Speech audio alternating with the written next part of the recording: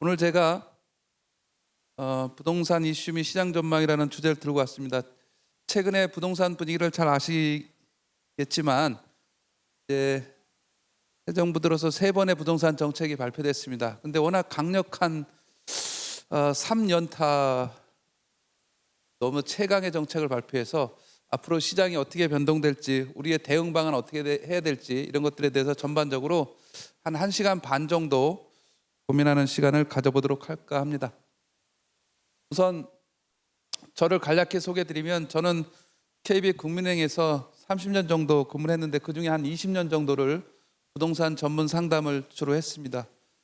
제가 이제 퇴직을 해서는 건국대 부동산대학원 겸임교수로 이렇게 두루두루 강의를 하고 있습니다. 학교는 단국대 도시계획학 박사고요. 그 전에는 이제 건국대에서 부동산학 석사를 했습니다. 언론 방송 강의들 많이 하고, 올해 11월 달에는 이제 매경 머니쇼가 한 번 더 있습니다. 이렇게 소개를 마치고 바로 시작하도록 하겠습니다. 우선 순서는 이제 우리나라 전체를 다 보긴 조금 뭐해서 수도권 위주로 우리의 미래에 대해서 잠깐 좀 고민해 보고요. 그다음에 앞서 언급한 대로 부동산 대책 집중적으로 한번 파헤쳐 보겠습니다. 그리고 가장 이런 그야말로 엄동설안에도 우리가 항상 잊지 말아야 될 것이 있습니다. 3번, 4번 이 수요 공급입니다. 부동산 경제 원리의 기본이 이제 수요 공급이잖아요. 여기서 흔들리지 말아야 되는 거죠. 3, 4번을 보고 마지막 영향요인 시장 전망까지 쭉 해서 진행하도록 하겠습니다. 자, 우선 서울 지도를 폈습니다. 서울 지도를 펴면 서울 지도의 모양이 이렇게 돼 있습니다. 이렇게 영역을 다 확인해 보시면, 서울 지도를 보면 이제 당장 무슨 꽃이 생각납니까? 그런 꽃 모양 갖다 붙이면 다 됩니다. 어떤 분이 말씀하셨는데, 와, 무궁화 꽃이 피었다. 무궁화 꽃이 피었다가 서울시의 지도입니다. 그래 보이지 않습니까? 갖다 붙이면 다 원래 그런 겁니다. 어떤 꽃을 장미꽃이라고 해도 되는 거죠, 뭐. 자, 무궁화 꽃이 피었다는 뜻은 서울의 가치가 무궁무진하다라는 것도 있고요. 무궁한 발전, 그리고 여태까지 개발 전혀 하지 못했기 때문에 지난 10년간 거의 정체 상태였다라는 차원에서 앞으로 집중적으로 개발해야 됩니다. 그래서 무궁한 발전을 해야 되는 것이 또 서울의 당면 과제입니다. 가령 서울의 아파트 비중은 전체 주택이 한 300만 채라고 하게 되면 아파트 비중은 한 60% 정도 돼요. 180만 호. 자, 그런데 이 아파트 비중이 엄청 60%가 많은 것처럼 보이지만 전국 평균이 64%예요. 전국 평균이 64%. 그러니까 오히려 서울은 아파트 절대 부족 시대에 놓여져 있는 게 서울이에요. 그래서 아파트의 비중이 60에서 70%까지 올라가야 돼요. 그걸 앞으로 10년간 해야 되는 일이에요. 물론 이제 낡은 아파트가 새 아파트로 바뀌는 과정이 필요한 거죠. 자, 그래서 어디서 바뀌어야 되느냐, 어디서 바뀔 거냐를 잠깐 한번 훑어보게 되면, 서울의 최고의 프리미엄은 한강이죠. 한강입니다. 이렇게 한가운데를 W자로 흘러갑니다. W자로. 그래서 W자, 한강에 접해서 살면 W 웰스의 가치를 누리고 산다, 이렇게 갖다 붙여도 됩니다. 물론 이제 제가 다 써먹은 얘기입니다. W의 가치를 누리고 사는데 어디가 중심이 될까? 우선 현재 노출된 곳만 얘기하면 제일 잘 나가는 곳은 반포가 되겠고요, 압구정이 되겠고, 용산입니다.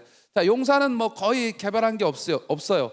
그런데 이제 용산은 요 공원을 중심으로 대략 이렇게 동서남북 따지게 되면 거의 한 4만 가구가 용산 공원 주변으로 들어가야 됩니다.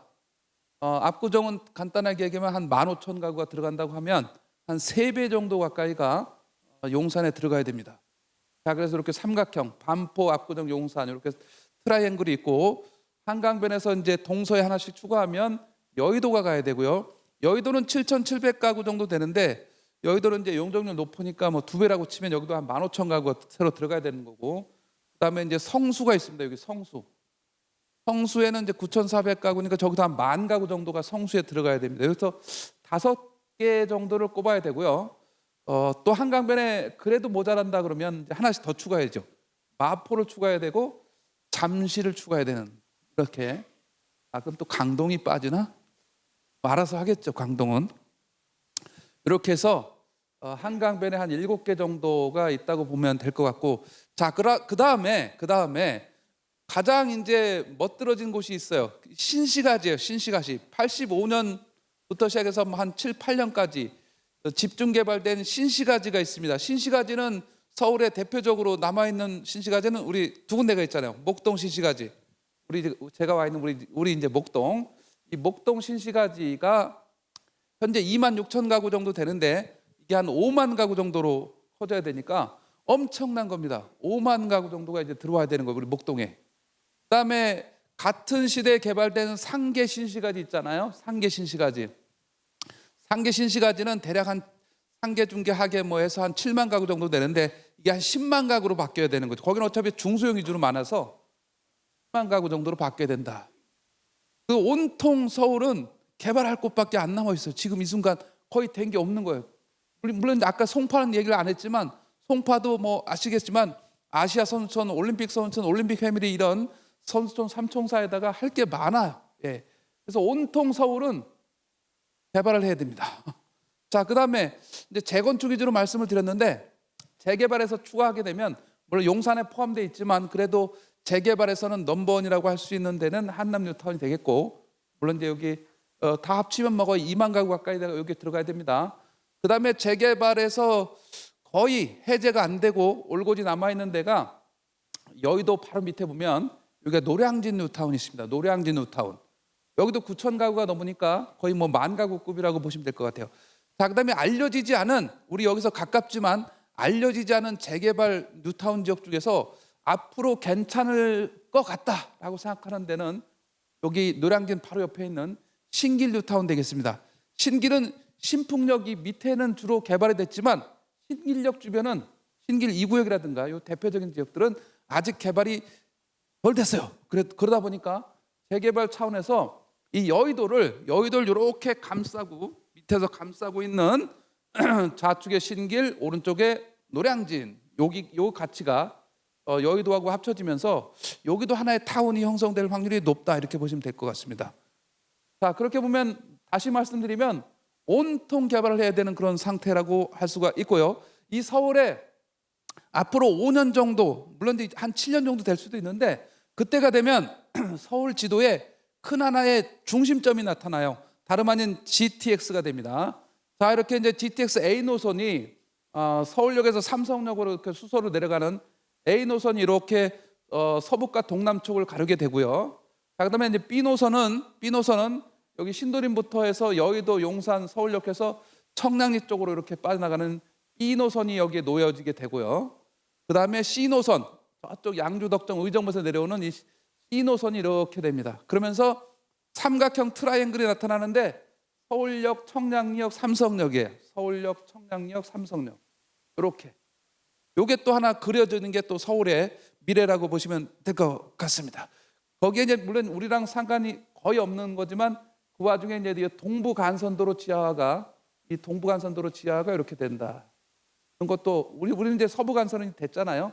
예, 동부간선도로가 이렇게 지하화돼서 삼성역으로 해서 혼능RC까지 연결되는 이 축이 하나 탄생한다고 보시면 될 것 같습니다. 그래서 서울은 온통 앞으로 10년간, 5년, 10년간 계속 개발을 하면서 아까 말씀드렸다시피 아파트가 이 낡은 아파트의 60%에서 새 아파트 중심으로 70%가 아파트로 바뀌지 않겠나 이렇게 예상이 듭니다. 그래서 앞으로 5년, 10년 안에 서울의 새 아파트에 꼭 집중을 하시기 바라겠습니다. 그리고 서울만 그런 축이 생기는 게 아니라 서울 주변에 3기 신도시가 들어가는데 이것도 한번 챙겨봐야 됩니다. 이 자리가 고양 창릉이라는 자리가 이 자리입니다. 바로 서울에 붙어 있죠. 3만 8천 가구짜리 3기 신도시입니다. 고양 창릉. 자, 김포공항 바로 옆에 있는 인천 계양, 여기가 인천 계양, 부천 대장 두 개 합쳐서 이렇게 니은자로 두 개 합쳐서 3만 7천 가구짜리 이렇게 들어갑니다. 여기가 3기 신도시죠. 자, 그다음에 요 자리가 되겠네요. 요 자리가 여기겠네, 정확하게. 광명시흥 신도시인데 6만 6천 가구짜리, 거의 7만 가구짜리가 여기에 또 들어갑니다. 이 자리. 자, 그다음에 동쪽으로 가게 되면 하남시청이 보이는데 이 자리가 하남 교산 신도시예요. 여기도 37,000가구짜리. 물론 이제 동쪽에 있어가지고 거리감이 있으니까 관심이 없을지 모르겠습니다만 하남 교산만 놓고 보면 3기 신도시 중에서 지하철 3호선이 연계가 됩니다. 여기 3호선이 이렇게 오금역에서 연계가 되면서 하남시청까지 연결되는데, 그럼 이 하남 교산은 거의 저 남한산성 이 숲속에 놓여져 있어요. 숲속에. 그래서 서울을 멀리 벗어나지 않으면서 친환경 청정주거 지역으로 아주 괜찮은 노른자리는 하남 교산이라고 할 수가 있어요. 그래서 지하철 3호선 연결되는 이 자리. 자, 그다음에 마지막으로 북쪽에 보게 되면 동북 쪽에 왕숙 신도시가 있습니다. 여기 6만 가구짜리, 왕숙 2가 15,000가구짜리, 두 개 합쳐서 75,000짜리가 여기 남양주 왕숙이 들어간다. 그러니까 서울을 한가운데 놓고 이 다 주변에 3기 신도시까지 꽉 채워지는 게 5년, 7, 8년 후의 얘기라고 생각하시면 될 것 같아요. 그만큼 온통 개발을 해야 되는 자리. 자, 그 와중에 청약을 해야 된다. 우리 아들, 딸 혹시 뭐 청약해야 된다고 하게 되면 이 3기 신도시 좋습니다. 좋은데 관심을 꼭 가져야 될 10,000가구짜리 중소택지가 있어요. 신도시급은 아닌데 중소택지는 어디냐면 이 자리입니다. 요 경마장 보이시죠? 선바이역 옆에 있는 과천지구 10,000가구짜리. 뭐 사실상 준 강남이잖아요. 예, 선바이역. 여기 10,000가구짜리가 들어갑니다. 이 자리도 아주 관심이 제일 높지 않겠나 이렇게 생각이 되는 그런 곳이다. 하여튼 서울은 다시 한번 얘기했습니다. 무궁화 꽃이 피었다라는 차원에서 주목하시면 될 것 같습니다. 자, 우리 이제 목동만 다시 가져왔습니다. 요거는 약간 업데이트가 필요합니다. 사업 진행 단계는 이제 더 나간 데도 있고, 사업자 지정을 통해서 신탁으로 인해서 거의 조합 설립과 같이 가는 그런 단지도 이미 13, 14에서 다 나타났기 때문에 요거는 조금 순서가 자료에는 없습니다. 자료 없으니까 찾지 마시고 제가 오늘 그냥 끼워 넣습니다. 목동을 오는데 목동에 대해서 한 장도 안 넣으면 이상하다 이래가지고 제가 끼워 넣었으니까 안 찾으셔도 될 것 같습니다. 자, 목동은 이제 신탁 방식과 조합 방식으로 이렇게 양분돼 있잖아요. 14개 단지가. 조합 방식으로 가는 단지는 3, 4, 6, 7, 8, 12가 이제 조합 방식으로 가시는 이런 상황이 되는 것 같습니다. 자, 목동은 이제 어떤 가치로 기대치가 있을까를 잠깐 고민해 보겠습니다. 물론 이제 각자 해당 단지가 있는데 왜 우리 단지 얘기 안 하냐 이렇게 할 수도 있겠습니다만 조금 이해를 해주시기 바라면서 제가 대략적으로 얘기할 거기 때문에 제가 생각하는 목동은 이렇게 이제 선형으로 돼 있잖아요. 그래서 사실은 이런 선형의 도시 체계를 가진 데는 집중력이 없어. 어디가 중심이라고 하기가 좀 모호한 거예요. 자, 그런 차원에서 어떤 면에서 목동은 그냥 각자 도생이에요. 그냥 간단하게 얘기하면 각자 도생. 이 도시 체계가. 예. 자, 그런 차원에서 제가 잠깐 한번 짚어보겠습니다. 그래도 종전에 선호도가 있었던 곳은, 종전에 선호도라 하면은 제가 아는 수준이니까 우리 단지 아니라고 또 슬퍼하시면 안 됩니다. 종전에 선호도가 있었던 단지는 2단지, 5단지, 가령 역 옆에 있다서 7단지, 9단지, 중대형 13, 14 이런 중대형 단지들, 이런 단지들이 좀 선호도가 있었다라고 생각이 듭니다. 벌써 눈빛이 이상해지는 분이 있는 것 같아요. 우리 단지 얘기도 안 하네 이러면서. 자, 재건축을 통해서 가게 되면 저는 이걸 좀 더 추가해 보려고 합니다. 2단지가 있는데 옆에 이제 1단지가 있잖아, 제일 북쪽에. 자, 1단지가 재건축이 되면 그동안 이제 열병합 발전소나 이런 것들 때문에 약간 소외된 적도 있긴 합니다만, 신목동역 접근성이나 이런 것들을 고려하면 1단지도 2단지 마찬가지로 전혀 손색이 없다, 이렇게 1단지를 파악해 볼 수가 있을 것 같아요. 자, 5단지가 이제 전통의 강자라고 볼 수 있는데, 제가 생각하는 재건축 후의 그림은 5단지도 좋지만, 일단 좋다고 한 거예요. 5단지도 좋지만 이 6단지 목동병원이나 이대병원이잖아요. 자, 이 6단지가 제가 제일 선호하는 게 조망권인데, 조망권 면에서 6단지가 아주 180도 안양천 플러스 이 목동 운동장까지 해서 조망권 면에서는 목동 6단지가 아주 괜찮은 개방감을 가지고 있다라는 생각을 해볼 수가 있을 것 같아요. 뭐 목동병원에 살짝 가리겠습니다만 이렇게 뒤쪽부터 해가지고 이 안양천 목동 앞쪽 남양 이 운동장이니까 이 개방감을 고려하면 아주 괜찮은 조망권을 탁 트인 시야를 가지고 있다.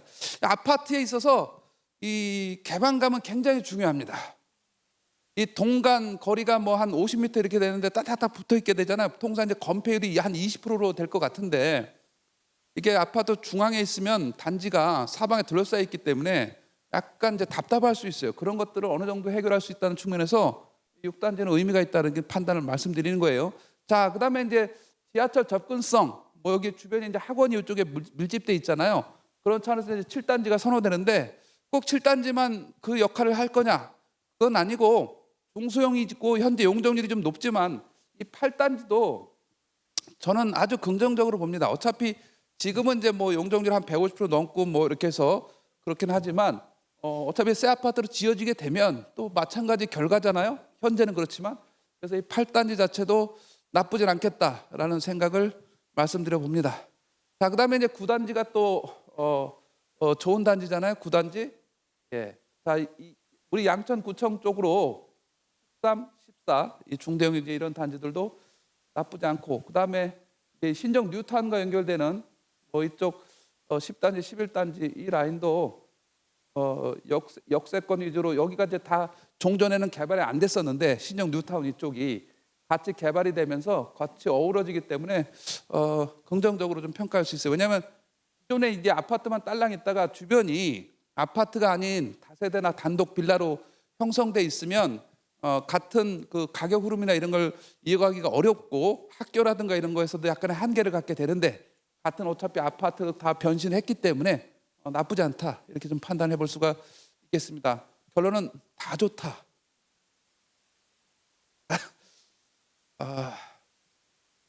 뭔 얘기냐? 다 좋다 이런 얘기입니다. 출신이 어딘지를 잘 몰라서 혹시 저 10단지, 11단지 계신 분? 네, 다 좋습니다. 일단 넘어갑니다. 자, 목동에서 제가 생각하는 것은 요거 하나는 좀 개선이 되면 좋겠다는 생각을 잠깐 했는데 그게 뭐냐면 일방통행로인데 일방통행로 오늘도 오면서 눈을 부릅뜨고 내비를 잘 보고 찾아왔단 말이죠. 제가 사실은 목동에 KB 있을 때 국민행 있을 때 목동 8단지 지점에 3년을 근무했어요. 그래서 제가 목동이 굉장히 익숙해요. 3년간 안 다닌 데가 없어서 사실 목동 8단지에 제가 있어가지고 친숙해요. 친숙한데도 불구하고 눈을 부릅뜨고 옆길을 새지 않기 위해서 아주 노력했다. 결론, 과연 우리가 26,000 가구가 5만 가구로 바뀌었을 때 일방 통행로로 해결이 다 될 거냐? 요거에 대해서는 약간의 제가 의문점이 있긴 합니다. 물론 일방 통행로가 속도가 빠르긴 빨라요. 예. 근데 방금 얘기했듯이 거의 2배로 늘어나는 이 가구 수요를 일방 통행로가 제대로 수용할 수 있을까? 요거에 대한 약간의 의문은 듭니다. 그런데 안타깝게도 안타까운 건지 어떤 건지 모르겠습니다만 뭐가 좋은 건지 일방 통행로는 유지될 것으로 예상이 됩니다. 저는 약간의 그거에 대한 개선도 좀 필요하지 않겠나라는 생각은 해봤는데 그 부분은 물론 이미 어느 정도 유지하는 면에서 정해진 건 같습니다. 저로서는 좀 아쉬움이 있다 이런 얘기죠. 이 도시를 한번 전체적으로 개발하면서 일방 통행로를 어느 정도는 양방향으로 바꾸는 건 어떤가 하는 생각을 잠깐 해봤다는 겁니다. 자, 이렇게 해서 목동을 넘기도록 하겠습니다. 자, 수도권 지도가 나옵니다. 서울이 이렇게 가운데 들어와 있고요. 자, 수도권은 발전축이 이렇게 됩니다. 기존에 이제 경인축에다가 일산과 분당에 이런 서북과 동남축이고 지금 현재 이 순간 2020년대는 이렇게 동북과 서남이라는 요 축이 발전축입니다. 남양주와 광명, 시흥, 안산이라는 요 축이 이제 발전축이다 이렇게 보시면 됩니다. 자, 수도권 지도를 놓고 이거 하나를 꼭 고민해야 됩니다. 수도권은 전국 토의 8분의 1이라는 면적입니다. 엄청 작죠? 수도권은 8분의 1밖에 안 됩니다. 전국 토에. 그런데 인구는 2분의 1이 넘습니다. 우리나라 인구가 5,100 뭐 20만 명 이런 정도 됩니다. 5,100만 명 넘는데 수도권의 인구는 2,600만 명이 넘어요. 서울의 인구가 뭐 대략 930만 명, 서울이. 경기도가 1,370만을 넘어요. 인천이 300만을 넘어요. 그래서 2,600만을 넘는다는 거예요. 무슨 얘기를 하려고 하는 거냐? 우리가 이제 간혹가다 얘기하는 아주 당연시하는 게 있어요. 인구가 감소하는데 수요가 감소해서 가격이 하락할 거다. 이거는 어디 가서 얘기하면 딱 맞는 겁니까? 지방에 가서 하면 딱 맞아요. 근데 수도권에다 대고 계속 이거 얘기하면 전혀 맞지 않습니다. 다시 말씀드립니다. 수도권에서는 인구 감소, 수요 감소, 가격 하락이라는 자체가 적용이 안 됩니다. 오히려 인구가 지방에서 올라와서 집중이 되고, 인구가 그렇게 갑자기 늘진 않겠지만 그 자체에서 2,600만에서 가구가 분화하기 때문에, 가구가, 인구는 설령 제자리를 할지언정 가구가, 신규 가구가 결혼을 하든가 가구가 분화하면서 계속해서 신규 가구가 늘어나기 때문에 수도권의 수요는 계속 증가한다는 생각을 꼭 가지셔야 돼요. 가령 고령화돼도 마찬가지예요. 나이가 든다고 해서 이제 옛날처럼 뭐 귀촌, 귀향 거의 없습니다. TV에 나오는 분들 있잖아요. TV에 나오는 분들, 귀촌, 귀향, 그 사람만 간 거예요. 그 사람만. TV에 나오는 그 사람만 간 거지 대부분은 안 가요. 네. 그래서 나이 들고 고령화돼도 기존에 살던 터전이 제일 좋은 거고요. 딴 데 가면 텃세를 하기 때문에 여기 있어야 되고, 쇼핑, 병원, 모든 것이 인프라가 잘 갖춰져 있기 때문에 고령화돼서 나이 연세 드시더라도 결국은 서울에 살아야 된다는 얘기입니다. 이미 그렇게 되고 있습니다. 그렇게 되고 있어요. 자, 그 얘기는 뭡니까? 여기다 대고 인구 감소, 수요 감소, 가격 하락 논란 자체는 아무 의미가 없다. 시대에 뒤떨어진 판단이니까 제가 그걸 아니라고 한 게 2008년부터예요. 근데 계속 잘난 사람들이 일본을 따라간다면서 시작해가지고 인구가 감소하네 이래가지고 집을 안 사고 계속 집값 떨어진다고 전세 산 사람, 예, 있어요. 예. 뭐 사자 달린 사람들 주로 있어. 우리 저 부자들의 뭐 아들 딸 중에 이게 유학까지 갔다 와서 사자 달린 사람들을, 되게 그런 그 사람도 있는데 15년간 이제 집을 안 샀잖아요. 예, 집값만 3배, 4배 올랐어요. 지금도 계속 20억까지 그 전세 살아요. 네, 지금도. 너무 안타까운 케이스들이 많아. 결론, 수도권에 집중해야 됩니다. 자, 2,600만 중에 이렇게 기역자, 수도권에서도 이 접경 지역이 있고 이 외곽 지역 있잖아요. 양평이라든가 이런 외곽 지역. 여기는 인구 밀도가 극히 낮아서 이렇게 기역자 이렇게 된 데는 다 합쳐봤자 인구가 이거 100만 명밖에 안 돼. 100만 명. 2,500만 명 도로 여기 있는 거예요. 2,500만 명 도로 여기. 다시 한번 수도권의 가치에 집중하시기 바랍니다.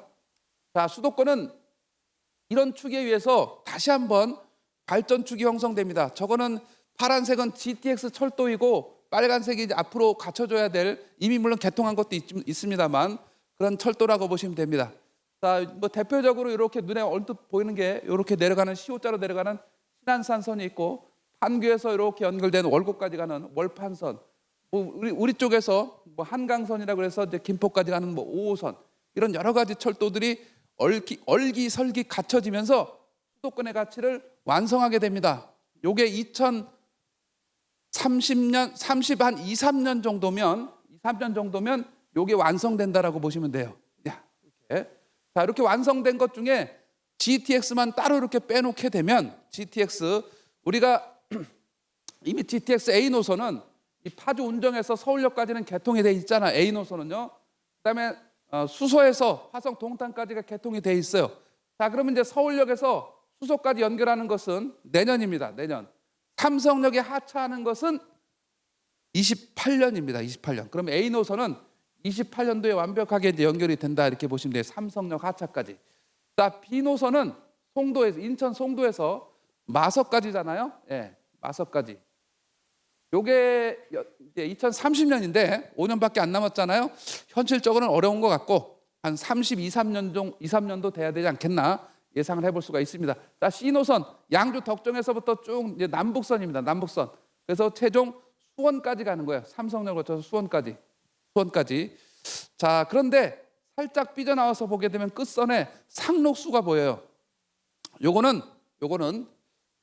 왜 그러냐면 이 GTX는 지하 4, 50m를 가는 그런 철도인데 요게 처음부터 끝까지 가는 게 아니라 외곽에서는 기존에 여기 가령 창동부터는 1호선을 타고 가는 거예요. 창동부터 이제 지하로 옵니다. 어디까지 오냐면 과천까지 와요. 자, 과천에서 다시 기존 철도를 이용합니다. 4호선이잖아요. 4호선. 4호선을 타고 과천에서 금정까지 와서 기존 철도 1호선을 타고 수원까지 가는 거예요. 자, 근데 수원 가는 1호선은 이미 포화 상태여서 하루에 100번 가는 철도를 한 6, 70번밖에 배차를 못 해요. 하루에 한 3, 40번은 과천에서 4호선 타고 오잖아요. 금정. 4호선 타고 계속 가는 거예요. 상록수까지. 하루에 한 3, 40번은. 그래서 안산의 상록수가 졸지에 하루에 3, 40번 다니는 GTX역이 탄생한 겁니다. 그래서 안산 상록수에서 삼성역까지 이제 20분 걸리는 거예요. 20분. 이렇게. 예, 요건 이제 부수적으로 설명을 드린 거란 말이죠. 자, 그러면 이제 다시 수원역에서 또 삼성역까지 또 20분 걸리는 거죠. 수원역에서 삼성역까지. 그럼 이제 수원 일대가 이 강남 가기가 굉장히 돌아가야 되고 멀었잖아요.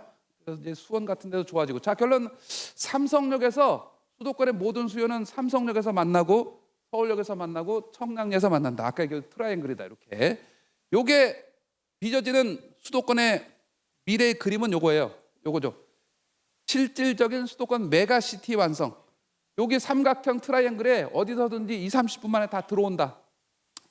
자, 인천 송도에서도 30분 만에 다 들어오는 거예요. 자, 그래서 수도권의 메가시티 완성이 실질적인 완성. 두 번째는 요거죠. 주택 시장에서는 분산 효과. 비싸잖아요. 서울 도심이. 그러니까 이제 외곽으로 가도 2, 30분 만에 들어올 수 있다. 주택 시장 측면에서는 분산 효과. 다만 상권이나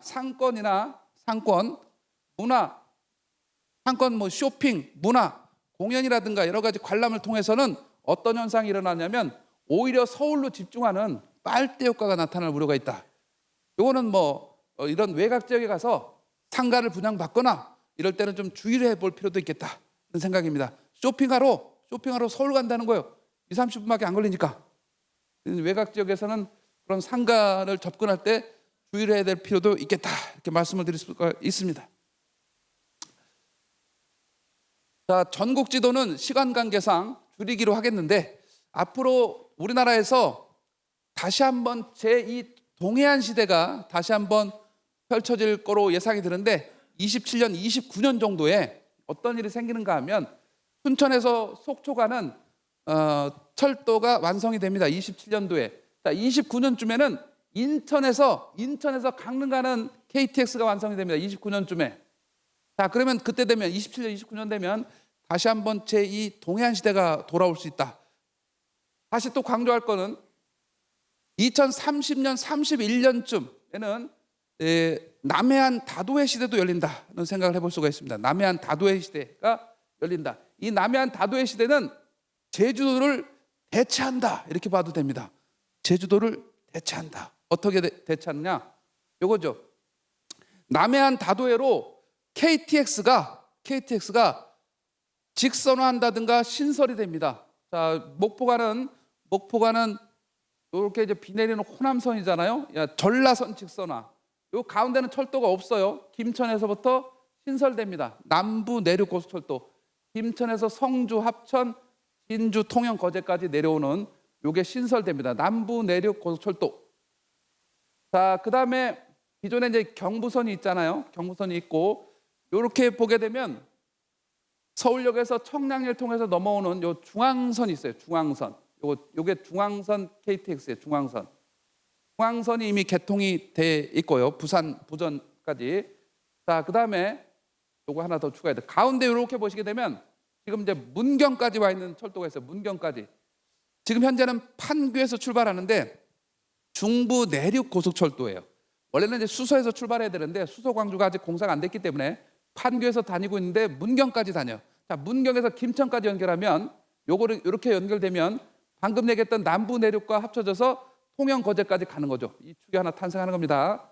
수서에서 김천 거쳐서 통영 거제까지 요 축이 하나 또 탄생합니다. 그리고 마지막에 동해선입니다. 동해선. 강릉에서 부산 가는 요거 완성돼 있습니다. 요거 완성돼 있습니다.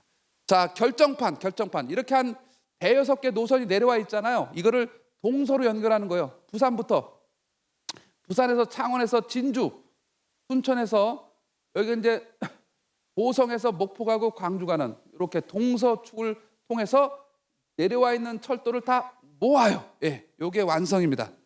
방금 말씀드린 대로 요게 2030년에서 31년이면 완벽하게 끝나는 거다 이렇게 보시면 됩니다. 이렇게 되면 남해안 다도해 시대가 2시간 어디든지 2시간 반 만에 다 갈 수가 있고 이 KTX만 타고 전국을 이렇게 일주를 할 수 있어요. 사각형으로 전국 일주 얼마든지 가능해. 내륙으로 왔다 갔다 해도 되고 이 시대가 오게 되면 아까 얘기한 대로 다시 한번 제2 동해안 시대가 개막을 하고 남해안 시대 다도해 시대가 개막한다. 다도해 시대는 그 철도가 개통되는 와중에 섬과 섬 사이를 대교와 해저 터널을 연결하는 이 이순신 장군의 이순신 장군의 대첩을 따라서 이순신 벨트가 완성된다. 명량은 진도 앞바다잖아요. 진도부터 노량, 이 남해 노량, 한산도까지 한산. 자, 그 앞거는 뭐냐면 여수와 남해를 연결하는 요 해저 터널이 되겠습니다.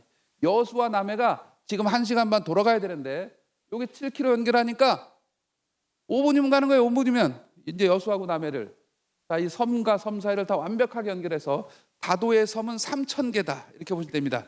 KTX 아까 얘기한 대로 5개, 6개가 내려와서 동서로 연결하게 되면 우리가 이제 다도해를 어떻게 봐야 되냐면 이제는 여름 휴가지가 아니라 주말 관광지로 봐도 무방할 정도로 엄청난 변신을 할 거다 이렇게 보시면 되겠습니다. 제주도를 대체한다 이렇게 봅니다. 자, 이제 정부 대책으로 가겠습니다. 이 공약인데 공약은 넘어갑니다. 공약은 거의 빌공짜 공약에 가까워서 넘어가도록 하겠습니다. 실제 자 6월 27일 현 정부의 첫 번째 대책인데 첫 번째 대책치고는 너무 강력한 대출 규제책을 꺼내놨어요. 경제는 아랑곳하지 않고 무조건 올가매야 되겠다라는 어떤 신념인지는 모르겠으나 야 이걸 참 어떻게 이렇게 할 수 있을까라는 안타까움이 너무 큽니다. 묶어놔도 이렇게 묶어놓으면 어떻게 하라는 거냐 이런 안타까움이 있는데 가장 큰 게 1번입니다. 우선 하반기 대출 총량을 50%를 감축합니다. 하반기에 40조 대출해 줄 거를 20조만 해주라는 거예요. 늘어나는 폭을. 결론은 뭡니까? 당장 이제 11월이잖아요. 얼마 안 있으면 11월 말 12월 되면 대출 한도가 소진이 돼가지고 내가 아무리 15억 이하 아파트를 살 때 6억 대출 받을 자격이 된다 하더라도 만약에 12월 10일 날이 만약에 잔금이다. 나는 6억을 받을 자격이 충분해. 5억을 받을 자격이 충분해. 내 소득 대비 다 충분하다. 라고 가서 나 잔금 대출해줘 그러면 은행에서 이렇게 할 수 있어요. 대출 한도가 없으니 내년에 오세요. 이렇게 할 수가 있어요. 왜냐하면 지금 한도가 절반으로 줄어가지고 심각한 문제가 생겨 있어요. 당장 2, 3주부터 저 문제가 터질 수도 있어요. 그래서 저 부분은 진짜 이걸 경제를 어떻게 하려고 하는 건지 심각하다. 어차피 개인은 대출 받을 때 자기 것만 생각하잖아요. 내가 4억 받을 수 있어, 뭐 5억 받을 수 있어 이것만 따지잖아요. 근데 막상 은행에 가면 뭐예요? 그걸 따지는 게 아니라 총량 대출 한도가 없다. 이러면 또 우리나라는 잔금 때 모든 게 맞춰줘야 되잖아요. 나도 맞춰주지만 뭐 매도자, 매수자, 세입자까지 다 맞춰서 얼기설기 그게 맞춰가는 것만 해도 하여튼 이상한데 그게 문제가 간단하지 않잖아요. 내가 대출 하나 못 받으면 다 여러 가지 문제가 심각해져요. 그래서 이 한도는 빨리 원위치해야 되지 않겠나 하는 생각을 해볼 수가 있습니다. 왜? 이미 대출을 개인별로 다 규제를 해놨기 때문에 거기에 맞춰서 자격이 됐으면 한도가 없어서 대출 못 받으면 그건 더 이상한 거죠. 예, 그래서 한도는 반드시 부활해야 되지 않나 생각을 해볼 수가 있고. 자, 2번입니다. 2번에서는 요거죠. 제일 안타까운 게 요겁니다. 생활안정자금 부담대를 1억 원으로 제한했다. 이거는 경제를 아는 분인지 뭔지는 모르겠으나 저런 말도 안 되는 정책을 문재인 정부가 거의 말기 때 썼던 거예요. 문재인 정부가 말기 때 원래는 생활안정자금을 중간에 2억으로 했다가 거의 말기 때 1억으로 줄였어요. 그 심각한 그런 경제 현상을 왜곡하는 자금 경색을 불러오는 아주 뭐랄까 경제의 기억자도 모르는 분이 만든 정책을 대통령 취임하고 1단계에서 저거 1억을 도입했다라는 겁니다. 지금 시장에 엄청난 자금 경색이 지금 불러오고 있는 게 저것 때문에 그렇습니다. 자, 생활안정자금은 별게 아니에요. 주택을 담보로 대출받을 때는 딱 두 가지밖에 용도가 없어요. 주택 구입자금. 구입자금은 언제 받아요? 잔금 때 받는 거예요. 그날 하루 딱 받고 끝이에요. 그날 이후, 원래는 정확하게 이제 3개월 이후지만 보유하는 부동산을 가지고 대출 받아야 되겠다 하면 모든 용도는 생활안정자금이에요. 집을 살 때 받는 게 구입자금. 그러면 6개월 후에, 1년 후에, 5년 후에 내가 10억짜리 아파트를 담보로 갑자기 우리 아들, 딸이 결혼하는데 내가 전세금이라도 보태줘야겠다. 3억이 필요하다. 그 3억을 가서 대출해줘. 이렇게 되면 뭐라 그래요? 1억밖에 안 됩니다. 이렇게 하는 거예요. 지금 1억밖에 안 됩니다. 이 경제활동 자체를 내가 좀 사업을 해야 되는데 이거 가지고 뭐 사업 예비자금으로 쓰려고 해도 1억밖에 안 돼요. 이렇게 되는 거예요. 지금 이 순간에. 이게 말이 되는 정책이냐고요. 그래서 저거를 제가 정부에 수차례도 얘기를 하고 뭐 당연히 이제 언론 방송이 됐던 뭐 유튜브가 됐던 나가서 계속 떠들고 있으나 뭐 국회의원에게도 얘기하고 거의 반영이 안 되는 안타까움이 있습니다. 저거는 부동산 구입하고 전혀 상관이 없는 거예요. 물론 이제 생활안정자금으로 대출 받아서 유용을 해가지고 주택 구입자금으로 쓴다. 그렇기 때문에 막아놨다라는 논리인데 참 웃기는 거예요. 그러면 자금 출처 조사 그러면 허투루 하겠다는 거예요, 뭐예요, 그죠? 예, 이거는 말이 안 되는 정책이에요. 빨리 이거는 1억 원 폐지해야 됩니다. 심각한 경제에서 자금 경색으로 불러오면서 왜곡이 되고 있다. 이렇게 좀 보시면 됩니다. 이제 6억은 뒤에 가서 642로 바뀌기 때문에 넘어가 보겠습니다. 자, 그다음에 정책자금 대출이에요. 이 정책자금 대출은 주택가격 6억 원 이하에서 받는 대출인데 청년층이나 뭐 생애 최초 이런 분들이 주로 받는 거라고 보게 되면 이거는 일종의 저소득층 주거 안정을 위한 그런 정책자금 대출이기 때문에 이거는 한도를 줄이면 안 되는 거예요. 왜냐하면 이건 보호 대상인데. 그런데 이걸 보세요. 자, 디딤돌은 구입자금이고 버팀목은 전세대출이에요. 2억 5천인데 이걸 또 2억으로 줄였어. 자, 6억 이하 집을 사는데 한도를 5천만 원 줄이게 되면 그 5천만 원은 저분들에는 엄청나게 큰 거예요. 그것 때문에 집을 사냐 못 사냐가 결정이 되는 거란 말이죠. 그래서 이런 정책자금 대출은 오히려 지금 주택가격이 다 올라갔지 않냐? 6억짜리 집이 어디 있어? 야, 이거 9억으로는 올려야 되지 않겠냐? 9억으로 올려야 되는 거예요. 2억 5천 가지고는 안 되겠네. 9억이니까. 그러면 대출 한도를 한 4억까지는 올려야 되겠네. 이런 식의 오히려 한도를 올리고 주택가격 올리고 이렇게 정책을 했어야 되는 건데 거꾸로 갔다. 결국은 보호 대상을 규제 대상으로 바꿨다는 측면에서 최악의 정책으로 또 볼 수가 있어요. 굉장히 역대 정부에서 하지 않았던 것들이 첫 판부터 나왔다라는 면에서 혹평을 해야 됩니다. 혹평. 안타깝지만 그렇습니다. 자, 그래서 이제 그런 것들을 제가 조금 써놨습니다. 예, 써놨습니다. 이걸 뭐 일일이 다 이제 말씀드리기는 시간 관계상 어렵기 때문에 자, 마지막에 5번에 보게 되면 제가 아까 말씀드린 거예요. 이 대출 한도가 조기에 소진될 우려가 있어서 앞으로 혹시라도 계약을 하게 되면 12월 달 잔금으로 하면 절대 안 됩니다. 무슨 일이 벌어질지 모르기 때문에 지금부터 계약을 한다고 치면 잔금은 항상 내년 1월 달로 해야 됩니다. 1월 달 반드시 해야 됩니다. 그래야지 내년 1월 달엔 또 한도가 다시 부활하니까 그때 한도 때문에 대출 못 해준다는 얘기는 안 할 테니까 그렇습니다. 자, 그다음에 97 대책입니다. 97 대책은 이제 공급 대책이라고 합니다. 공급 대책은 간단하게 한마디로 얘기하면 공공주도, LH가 주도하는 공공주도로 사업을 빠른 속도로 진행하겠다라는 게 97 대책의 핵심입니다. 1년에 27만 호, 5년간 135만 원 수도권입니다. 수도권 위주로 그렇게 공급하겠다는 게 97 대책의 핵심입니다. 그런데 이 135만 원 공급하겠다는 이 제도가 민간에서 공급하는 부분들이 너무 취약해요. 보시게 되면 자, 민간 주도 있지 않습니까? 주도. 그런데 공공 민간 협조라고 해놨습니다만 거의 여기 뭐 주택 매각하는 게 아니에요. 이거 주택이 아니잖아요, 그죠? 예, 그냥 약간의 불편한 걸 개선하겠다는 정도예요. 그다음에 민간주도 공공지원은 이제 일기 신도시부터 쭉 나옵니다만 역시 빈약합니다. 민간에서 자체적으로 하는 재건축 재개발 지원에 대한 것이 미흡합니다. 결론부터 얘기하면 미흡합니다. 어디다 얼마만큼을 공급하겠다는 이런 것들이 구체화되어 있지 않아요. 그러다 보니까 이 97 대책이 공급의 실효성이 조금 떨어지는 이런 부분에서 문제가 생기고 있다라는 겁니다. 그런데 말이죠, 공급 대책이라고 했는데 마지막에 보게 되면 이런 내용이 들어가 있어요. 예, 시장 거래 질서 확립. 결국은 또 한 번 수요 억제책을 쓴 거죠. 예, 수요 관리 내시다.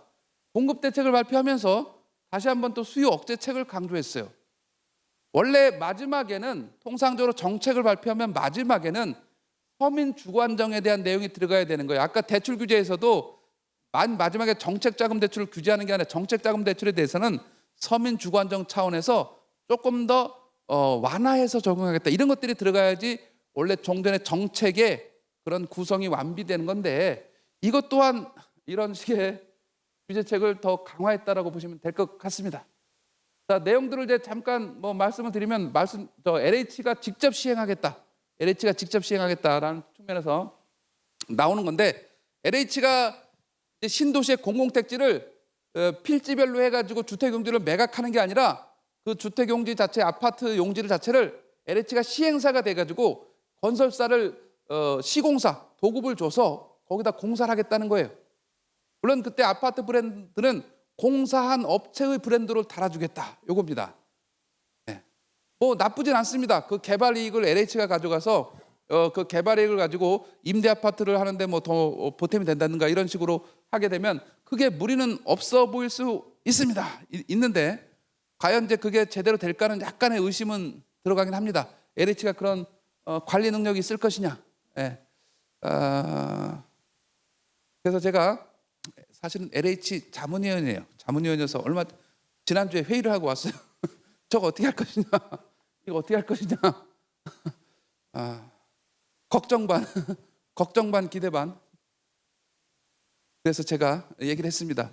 LH에 가서 야, 이거를 하는 건 좋은데 뭐가 보장돼야 되느냐. 주택 품질 어떻게 보장할 거냐. 주택 품질. 예? 다 LH공사라고 하면 품질이 이상하다 이렇게 생각할 거 아니냐. 이 품질 하려면 공사 단가를 적절하게 줘야 될 거 아니냐. 그러려면 뭐 해야 된다? 용적률을 높여라. 용적률 200%짜리 가지고는 되지도 않으니까 어차피 300% 올려라. 300% 올리게 되면 시공사도 마진이 많이 남고 LH도 사업성이 좋아지니까 훨씬 개선이 되는 거다. 그리고 분양가를 주변 시세보다 한 10%만 싸게 좀 하는 방법을 연구해봐라. 10%. 그 정도도 충분히 될 것 같다. 예? 주변 시세보다 한 10% 정도 싸는 것도 가능할 것 같다. 이런 식으로 좀 얘기를 해봤고요. 그런데 이제 거기 대기업들은 안 들어올 것 같습니다. 우리나라 삼성, 현대나 이런 데는 안 들어올 것 같아요. 그 사람들은 워낙 그 공사 단가가 비싸가지고 맞지를 않아요. 근데 중견 건설사들은 충분히 해볼 만할 거로 판단됩니다. 네. 중견 건설사들은 그래서 가능은 할 것으로 예상은 해보고 왔습니다. 자, 다시 말씀드리면 이제 이런 그 도심 내 공급에 대한 것들이 조금 더 속도를 빨리 하고, 여기서 좀 빠진 게 있어요. 빠진 게 뭐냐면 재건축 초과이익 환수제를 폐지해야 된다는 것이 여기서 좀 빠져 있어요. 그래서 제가 늘 주장하는 차원에서 그런 것들이 좀 보완이 돼야 될 필요가 있다라고 보고요. 자, 다시 한번 말씀드리면 맨 마지막에 거래 질서 확립, 결국은 이제 수요 억제인데 부동산 감독 기구, 부동산 감독청이라고 하겠습니다. 이거 만들겠다라는 거고, 조사 대상을 얼마로 정했냐? 세무조사, 자금 출처, 고가주택 개념을 20억 원 이상 신고가, 20억 원 이상 신고가 거래를 조사 대상으로 한다. 목동 다 얼추 다 20억 많이 넘지 않습니까? 근데 옆에가 22억이 거래됐으면 누가 23억 했다. 23억 신고가네 조사 대상 되는 거예요. 이거 애매한데 이거 각오해라 이러는 거예요. 각오해라 이런 거죠. 예, 그래서 요렇게 올려놨어요. 참네. 자, 어찌됐건 우리는 이 자금 출처 세무조사에 대해서 이제는 비껴갈 수가 없다. 이렇게 아주 강화해놨다라고 보시면 될 것 같습니다. 자, 다시 한번 이제 그 주택 여기 또 다시 한번 규제를 수요억제를 해놨다 그랬잖아요. 예.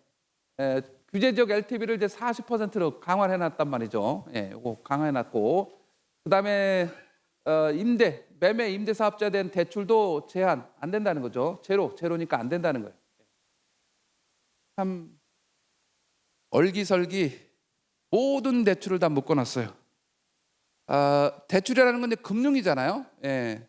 이 자금이 있어야 모든 사업이 돌아가는데 이걸 다 묶어놔가지고 과연 뭐 발을 다 묶어놓고 어떻게 뛰라는 얘기인지 참 이 경제에 대한 관념이 어떻게 자금을 묶어놓고 개발을 하라고 하는 건지 안타깝다라는 생각이 들어서 통탄할 일입니다, 사실은. 자, 요것도 그냥 넘어가도록 하겠습니다. 자, 이제 마지막 10월 15일 날 대책. 10월 15일 날 대책은 주택시장 안정화라는 대책이라는 것을 내걸었습니다만 역대 최강의 정책을 모아서 놨습니다. 간단하게 얘기하면 조정대상지역 투기과열지구 여기에다가 토지거래 허가구역까지 완벽하게 묶어놓는 바람에 꼼짝을 못하게 만들어놨다. 요거죠. 예. 조정대상지역 투기과열지구 토지거래 허가구역 세 가지를 한꺼번에 지정을 해놨다는 거고, 그다음에 이제 금융규제, 이거 또 수요억제가 또 나와요. 예. 그 와중에 대출을 그렇게 심하게 얽혀놨는데 또 있어요. 또. 자, 여기 이제 숫자가 안 나오지만 이제는 주택 가격 15억 원 이하만 6억을 받아라. 그죠? 15에서 25억까지는 4억밖에 대출 안 된다. 25억이 초과되는 건 2억밖에 안 된다. 아니, 금액이 클수록 대출 더 늘려놔야지 어떻게 거꾸로 25억 초과되는데 대출 2억밖에 못 받아. 2억은 또 뭐야? 2억은 뭐야? 가만히 또 추적을 하니까 문재인 정부 때 15억 원 초과 대출 금지가 있었어요. 아파트가 15억 원이 넘어가면 대출 금지야. 이게 위헌을 받아요. 위헌이죠. 그거 위헌. 엄청난 재산권 침해 아니에요. 15억 원 초과되는 아파트는 대출 금지라는데 그래서 그 위헌 판정을 받았어요. 그러다 보니까 그걸 피해갈 수 있는 금액이 얼마냐? 연구를 한 게 2억이요. 2억. 그거 연구한 게 2억이면 이거 위헌을 피해갈 수 있다네. 웃을 일은 아닌데, 진짜 뭐 하는 건지 이렇게 차등 적용했다. 자, 그다음에 스트레스 금리라고 있습니다. 스트레스 금리, 스트레스 DSR은 금리가 인상되는 걸 전제로 해서 앞으로 금리가 인상될 거니까 상환 능력이 떨어져. 그러니까 대출 2억 받을 거를 1억 8천만 원만 받아.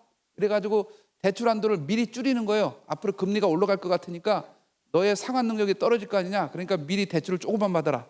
그게 스트레스 DSR이에요. 그런데 말이죠, 앞으로 대출 금리는 사실상 금리가 인하될 거 아니에요. 떨어질 거란 말이죠.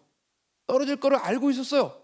근데 또 거기다 뭐라고 표시해놨냐면 금리가 인하될 경우 대출 한도가 늘어날 거니까 그걸 사전적으로 방어하기 위해서 스트레스 DSR을 도입한다. 이렇게.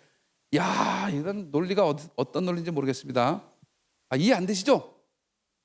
자, 금리가 앞으로 원래는 인상기 때 스트레스 DSR을 써서 대출 한도를 축소하는 건데 정부가 금리가 인하될 걸 알고, 자, 앞으로 금리가 인하되면 대출 한도가 더 늘어날 수 있으니까 2억인데 2억 2천을 받을 수 있으니까 미리 스트레스 DSR 제도를 실시해가지고 대출 한도를 축소해서 운영하는 관점에서 이걸 도입했다라는 어거지 아닌 이런 어거지를 썼습니다. 그 얘기는 이제 DSR이 40%인데 실질적으로는 한 35%로 떨어뜨리는 효과가 있는 거예요.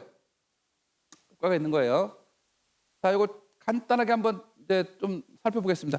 조정 대상 지역은 이미 다 아시겠습니다만 서울시 전체와 경기도의 12개 시구, 자, 그다음에 투기과열지구도 마찬가지 같은 지역, 토지거래 허가구역도 같은 지역입니다. 토지거래 허가구역. 자, 토지거래 허가구역은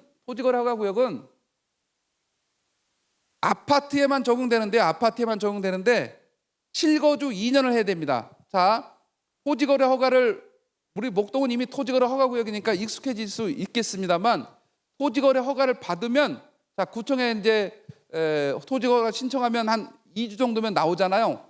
토지거래 허가일로부터 4개월 안에 입주를 해서 2년을 거주해라. 이게 이제 토지거래 허가구역이에요. 그죠? 그러다 보니까 무슨 문제가 있냐면 토지거래 허가구역이 실시되면 거기에 혹시라도 내가 실거주하면 뭐 문제는 없겠습니다만 세입자가 있다든가 이렇게 될 경우 이걸 팔지를 못하는 거예요. 세입자는 어차피 또 자기의 또 방어를 하기 위해서 계약갱신 청구권을 주장하잖아요. 그러다 보니까 세입자가 있는 거는 세입자 만료되는 데를 정확하게 맞춰서 그걸 팔든가 아니면 중간에는 거의 현실적으로 팔기가 어렵습니다. 왜냐하면 세입자가 또 자기 권리 주장을 하게 되니까. 그래서 사실상 매물이 확 들어가는 문제가 생기는 거죠. 들어가게 되는 문제가 생기게 됩니다. 그리고 토지거래 허가구역이라는 이 자체가 부작용이 일단 너무 큽니다. 왜? 가장 기본적인 우리 국민적인 권리를 침해하는 거예요. 왜? 사유재산권의 침해를 해요. 우리 이거 민주 자본주의 사회에서 어떻게 내가 아파트를 사고 파는데 국가의 허가를 맡아가지고 내 아파트를 사고 파냐 이런 문제가 생기는 거죠. 근데 우리 너무 착한 우리 국민들은 정부가 하란다고 그냥 당연한 것처럼 허가해 주세요. 나 팔 거예요. 야, 이렇게 순한 착한 서울시민, 경기도민. 자, 사유재산권 침해. 두 번째는 뭐가 있습니까? 거주 이전의 자유를 엄격하게 해치잖아요. 거주 이전의 자유. 내가 이사 가고 싶어서 딴 데서 거주해야 되는데 막잖아요. 팔지 못하게. 거주 이전의 자유. 헌법 13조에 나오는 거주 이전의 자유를 해친다고. 이거는 엄청난 공공의 이익이 있어야지만 이거를 제한할 수 있는 건데 거주 이전의 자유 해친다. 세 번째는 뭐예요? 아까 얘기했는데 세입자입니다. 세입자의 주거 불안이 따라옵니다. 이걸 팔아야 되는데 세입자 좀 나가라. 세입자가 이거 그렇지 않아도 약자인데 불안하잖아요. 예, 세입자의 주거 불안을 야기합니다. 이런 것들을 무차별적으로 서울시 전체 경기도 12개 시구 이렇게 실시했다는 거죠. 그래서 저 이름을 바꿔야 돼요. 토지거래 허가구역을 이름을 어떻게 바꾸면 됩니까? 아파트 거래 허가구역으로 바꿔야죠. 토지가 아니잖아. 아파트 사고 파는데 거래하는 제한하는 거니까 아파트 거래 허가구역으로 이름을 바꿔서 써야 돼요. 근데 안 바꾸잖아요. 예. 이거 바꿔야 되는 거 원래 이거 남의 거 가져온 거 땅에 대해서 신도시 개발하면 그 주변에 토지 가격이 올라갈까봐 그 순수 토지를 제약하기 위해서 만든 게 토지거래 허가구역이에요. 근데 이걸 도심으로 가져오게 되면 가져오면 맨 땅 없잖아요. 아파트를 좀 규제하고 있으니까 당연히 이름을 주택거래 허가제든 아파트거래 허가제든 바꿔야 되는 거예요. 그 노무현 정부 당시에 검토했던 거예요. 노무현 정부 당시에 주택거래 허가제 과감하게 폐지해야 된다라고 판단이 듭니다. 예외 재건축 재개발 같은 특별한 이슈가 있는 곳을 제외하고는 해제해야 된다라는 판단을 하고는 있습니다. 자, 물론 그건 다 제 주장일 뿐 현실에서는 쉽지는 않습니다. 그럼에도 불구하고 지금 반발이 이미 시작이 돼서 쉽지는 않아 보입니다. 우리는 목동은 뭐 아파트값이 비싸니까 그런데 노도광이나 금강구 같으면 그 몇 억짜리 안 되는 아파트 사고 팔 때도 계속 이런 허가 절차를 갖춰야 되고요. 문제가 있어요. 구청에 가면 우리 구청에 가면 그 부동산 거래 정보관가 그 관리하는 데가 토지거래 허가 요거 하는 데가 직원이 한 2명밖에 없어. 2명밖에. 근데 그 관할 구에 모든 아파트 거래할 때 다 그 2명한테 와서 허가 맡아야 돼. 그 2명이 야근 과로로 쓰러질 우려가 있다. 이렇게 보면 생각이 듭니다. 과로로. 지금 거래가 몇 건 없기 망정이지 그거 거래 많아지면 되지도 않아요. 그거 간단한 문제가 아닙니다. 제가 물론 이제 공무원 뭐 건강 걱정해 줄 건 아닌데 아무튼 여러 가지로 문제가 심각한 게 이 토지거래 허가구역이에요. 아까 얘기했던 대출을 이렇게 차등 적용했다. 6억 원. 근데 또 LTV가 15억 원 이하도 LTV가 40%이기 때문에 뭐 아파트 값이 10억이면 LTV 40%니까 6억이 아니라 4억밖에 안 되는 거예요. 물론 그 4억도 다 안 되는 거예요. 내 LTV 4억하고 내 DSR 아까 스트레스 DSR까지 같이 하게 되면 DSR 한 35 정도 된단 말이에요. 요거하고 비교해서 적은 금액으로 대출이 나가는 거예요. 적은 금액으로요. 그렇게 해서 한번 판단하시면 될 것 같습니다. 자, 다시 한번 우리가 여기서 주목할 것은 아까 국토부에서 자금 출처 세무조사 요구하겠다는 거는 20억 이상 신고가라고 해놨잖아요. 그런데 국세청에서 직접 조사하는 것은 금액이 좀 높아져 있어요. 국세청에서 하는 것은 한강 인접 지역 초고가를 30억 이상으로 정했어요. 초고가 30억 이상을 전수 검증하겠다. 전체를 검증하겠다. 그래서 여기에 이제 결국 뭐 세무조사 출처하겠다는 게 30억 이상이다. 이렇게 했습니다. 자, 국토부 기준 20억 이상 신고가, 국세청 기준 30억 이상 이렇게 기준을 삼아서 했으니까 뭐 사실상 20억 넘으면 자금 출처 세무조사 거의 대상이 된다고 보시면 될 것 같습니다. 자, 요거는 이제 조정 대상 지역 투기과열 지구에서 적용되는 그런 규제인데 요거를 일일이 설명드리기는 조금 양이 많아서 한두 개만 설명을 드리면 요걸 가지고 하겠습니다. 요거 조합원 지위양도 금지. 우리 목동이 이제 재건축에 들면서 조합원 지위양도 금지, 여기에 이제 정확하게는 조합원 지위양도 제한이라고 할 수가 있겠습니다. 제한. 자, 여기 이제 해당이 되는 거죠. 보시면 재건축은 조합 설립 인가 시점부터 해당이 됩니다. 재건축은 조합 설립 인가, 재개발은 관리처분 갱인가 이후에 조합원의 지위양도가 제한돼 있다. 제한돼 있는데 예외로 가능한 게 있습니다. 상시 가능한 경우, 항상 가능한 경우는, 지위양도가 항상 가능한 경우는 재건축에서 10년 이상 보유하고 5년 이상 거주한 1주택자는 상시적으로 지위양도가 가능합니다. 10년 이상 보유하고 5년 이상 거주한 1주택자. 그 다음에 예외적으로 가능한 게 있습니다. 예외적으로 사업이 단계별로 지체가 되면 가능합니다. 지체가 되면 가령 조합 설립 후, 목동 조합 설립한 데가 6단지하고 아까 사업자 지정 고시된 데 이제 그 신탁으로 하는 데들은 그게 조합 설립으로 간주하는 거니까, 자, 조합 설립 후 3년 내 사업 시행 인가 신청이 없고 3년 이상 보유자, 요것도 지위양도 가능한 겁니다. 그죠? 네. 사업 시행 인가 신청이 없고 3년 이상 보유자. 그게 지금 어느 아파트에 딱 지금 적용되냐면 용산에 보면 서빙고 신동아 아파트라고 있어요. 그게 딱 지금 적용이 돼서 다 지금 지위양도 가능해요. 네, 가능해요. 그런 게 목동에도 이제 딱 지체되면 그게 순간 또 이렇게 풀리고, 다시 뭐 사업 시행인가 신청 후 뭐 3년 내 착공이 안 되면 가능하고요. 자, 착공 후 3년 내 준공이 안 되면 또 예외적으로 가능하다. 이런 게 단계적으로 있습니다. 그다음에 상속 뭐 해외 이주, 경매 이것도 가능합니다. 네, 그리고 이건 뭐 굳이 얘기할 필요도 없겠다. 2003년 이전에 조합 설립한 경우. 자, 이런 식으로 조합원 지위양도 제한이 돼 있기 때문에 이게 조합 설립 전 단계에서는 매매가 자유롭지만 조합원의 자격을 넘길 수 있으니까, 그게 이제 한번 설립이 되면 그만큼 이제 지체가 돼서 사업이 좀 어려워질 수가 있다는 거죠. 자, 그다음에 여기 보시게 되면 정비사업 재당첨 제한이 있어요. 재당첨 제한이 있습니다. 이 투기과열지구에서 5년이 재당첨 제한에 걸려져 있어요. 예. 그래서 혹시 재건축 재개발을 2개 가지고 있는 분이 5년 내에, 요거는 조합원 플러스 일반 분양 똑같이 적용됩니다.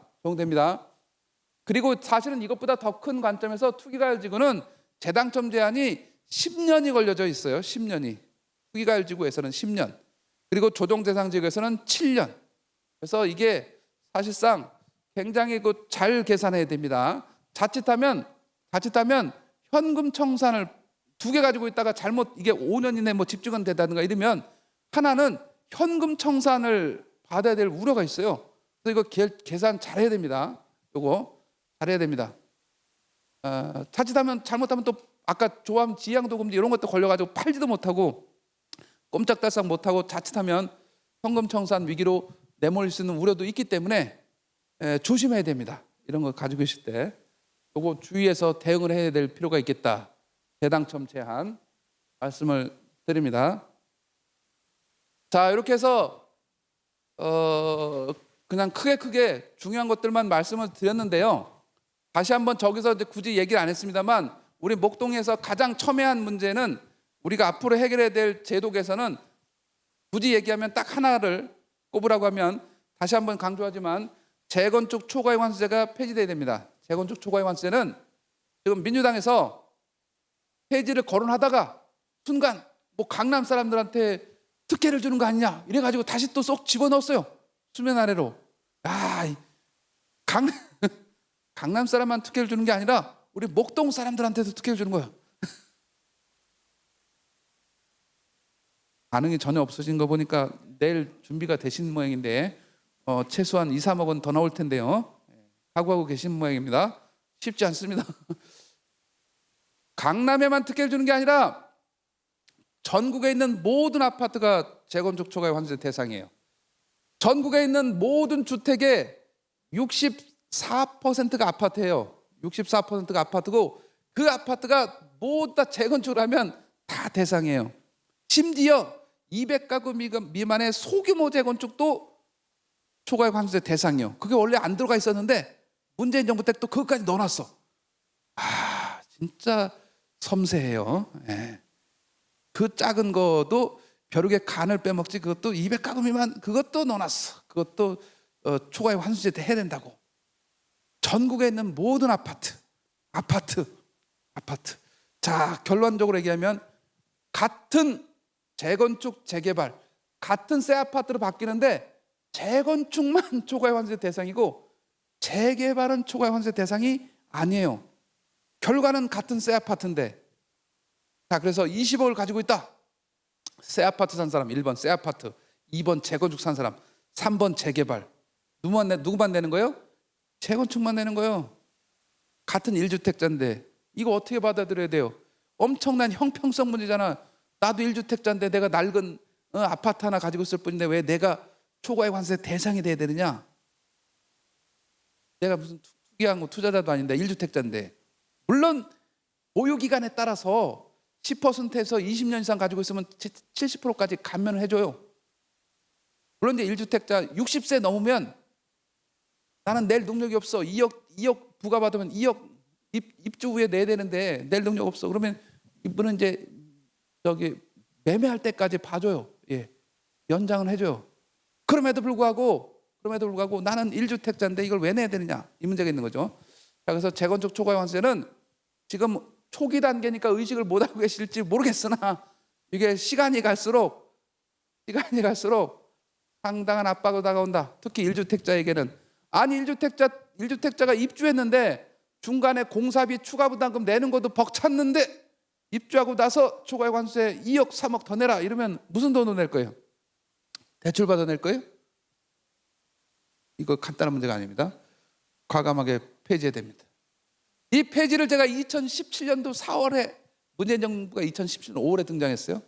4월에 폐지된다. 이것 때문에 재건축이 안 된다. 앞으로 5년 이후에 입주 물량이 부족할 거다. 왜냐하면 그때 되면 이제 2기 신도시가 다 끝나고 하기 때문에 입주 물량이 부족할 거다. 그래서 빨리 재건축을 해서 입주 물량을 늘려야 된다. 이게 대안이다. 제가 지금 이 순간을 뚫어지게 쳐다본 거예요. 그래서 지금 신도시 2기 신도시가 다 끝나서 입주 물량이 들어갈 게 없잖아요. 없어서 이때 재건축을 해서 빨리 공급 물량 늘려야 된다. 근데 재건축 초과이익 환수제를 폐지하지 않으면 속도가 안 난다. 그래서 폐지하라 그랬더니 바로 2018년 1월부터 실시 이렇게 딱 그래가지고 우리가 지금 이런 안타까운 재건축이 빨리빨리 진행이 안 되고 있다 이렇게 보시면 됩니다. 자, 그래서 아까 이제 인구는 얘기했습니다. 수도권 위주로 얘기하겠습니다. 서울의 인구는 감소할지언정 경기도가 늘어난다. 인천도 완만하게 늘어난다. 자, 그래서 수요는 완만하게 늘어난다. 특히 뭐 때문에 가구가 분화하기 때문에 늘어난다. 1, 2인 가구 위주로 거의 이제 70%를 넘고 있기 때문에 우리나라 가구 원수가 한 가구에 2.1명 정도예요. 2.1명 정도. 2.1명 정도가 한 가구의 인원이에요. 그러면 어떻게 되겠어요? 공급을 앞으로는 중소형 위주로 해야 된다. 중소형 위주로 이렇게 봅니다. 그래서 공급 물량을 늘릴 때 전용 면적 기준으로 지금 이제 국민주택 규모가 85제곱미터인데 제가 이제 주장을 했어요. 앞으로 국민주택 규모를 가급적이면 60제곱미터로 좀 바꾸자. 왜냐하면 2.1명밖에 안 사는데 그렇게 되면 공급 물량을 더 훨씬 늘릴 수 있다. 자, 그때 조건을 줘야 된다. 누구한테? 기존의 중대형을 가지고 있는 재건축 조합원한테 1+1을 줘야 되는데 1+1을 1세대 1주택 비과세 혜택을 줘라, 이렇게 주장을 하기 시작했습니다. 그러면 하나 더 받을 거다.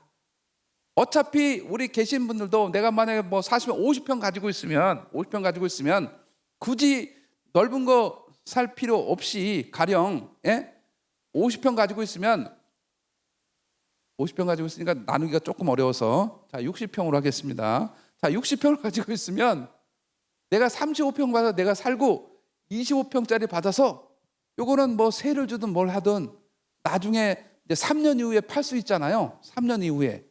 그 3년의 기준 시점은 입주 3년이 아니고 사전 정확하게는 등기한 후 3년이에요. 잘못하면 이게 4년이 될 수도 있어요. 입주 후에 바로 등기가 안 나니까. 하여튼 그 이후에 매도를 할 수 있는데 이때 1세대 1주택 비과세 혜택을 줘라. 어차피 출신이 1주택이니까. 그러면 25평짜리 공급이 1+1을 받으니까 훨씬 늘어날 거다 라는 걸 주장하기 시작했어요. 그래서 국민주택 규모를 전용 60제곱미터로 해서 주택수를 늘리자. 그러면 우리가 충분히 공급 물량을 확보할 수 있겠다라는 생각을 말씀드릴 수 있겠습니다. 자, 아까도 얘기했듯이 서울은 아파트 비중이 60%밖에 안 됩니다. 그죠? 60%밖에 안 되고 연립 다세대가 30%나 됩니다. 그래서 이런 것들에 대한 대응을 이제는 아파트뿐만 아니라 이 연립 다세대에 있어서도 이 비아파트에 대해서도 30년 노후된 것들이 지금 문제가 심각하다. 거기가 재개발 구역이 아니면 이건 나홀로 다세대가 30년이 넘어버리면 이게 대책이 없다 이거. 예? 나홀로 다세대 한 동짜리가 있는데 뭐 6가구 8가구 뭐 있을 수 있는데 이건 재개발 구역도 아니고 그러면 이들이 이게 대책이 없다 이거. 앉아 술러마대고 이것에 대한 대안을 세워야 된다라는 거죠. 제도 개선을 통해서. 물론 서울시에서 28년 5.18까지 용적률을 플러스 50%에 늘려놨어요. 그래서 다세대나 이런 것도 이제 앞으로 3년간 기회가 먹긴 했습니다. 50% 늘려놨기 때문에. 자, 그랬을 때 이 부분에 대한 것도 다시 한번 제도 개선을 통해서 주택수 공급을 확대해야 되는 것을 심각하게 고려해야 되겠다 이렇게 좀 말씀을 드릴 수가 있겠습니다. 자, 방금 얘기했던 수요는 완만하게 우상향이라는 전제를 하고 이제 공급을 보겠습니다. 공급은 아파트 입주 물량이 우리가 이제 인허가 물량, 분양 물량, 착공 물량, 현 정부는 착공 물량으로 계산하겠다잖아요. 다 무시하고 말이죠. 언제 허가를 맡았든지 분양을 했든지 착공했든지 무시하고 말이죠. 당장 입주하는 아파트가 올해 몇 채냐. 이게 제일 중요한 공급 지표예요. 앞단에 거는 의미가 없어요. 언제 착공했든지 공사 기간 다 다른데 3년 만에 하는 거 40개월 걸리는 거 다 다르잖아요. 의미 없어. 올해 입주하는 물량이 몇 개냐. 이게 가장 중요한 공급 지표다. 현실성 있는 지표다. 이렇게 보게 되면 자, 지난 20년간 거의 이렇게 한가운데 일자로 갔어야지 거의 수평으로 이렇게 갔어야지 정상인데 이 입주 물량이 확 줄었다가 늘었다가 조금 늘었다가 다시 내려꽂습니다. 우리가 지금 이 순간 언제 와 있습니까? 여기 내려꽂는 이거 급감하는 이 타이밍에 우리가 지금 놓여져 있다는 게 가장 큰 문제입니다. 자, 평균을 보게 되면 대략 가운데가 한 30만 원 정도 되는 것 같잖아요. 그죠? 그런데 26, 27년도에는 20만 원 수준밖에 안 된다. 전국의 아파트가. 그래서 우리는 지금 아파트 절대 부족 시대에 놓여져 있다. 이렇게 보시면 됩니다. 26, 27년도에. 당장 26, 27년도에. 죄송합니다. 그래서 이 부분에 대한 것들이 우리가 지금 가장 심각하게 받아들여야 될 것들이 이런 절대 부족 시대에 놓여져 있는 상황이다라고 보시면 될 것 같은데요. 이게 왜 이렇게 됐는가에 대해서는 굳이 설명을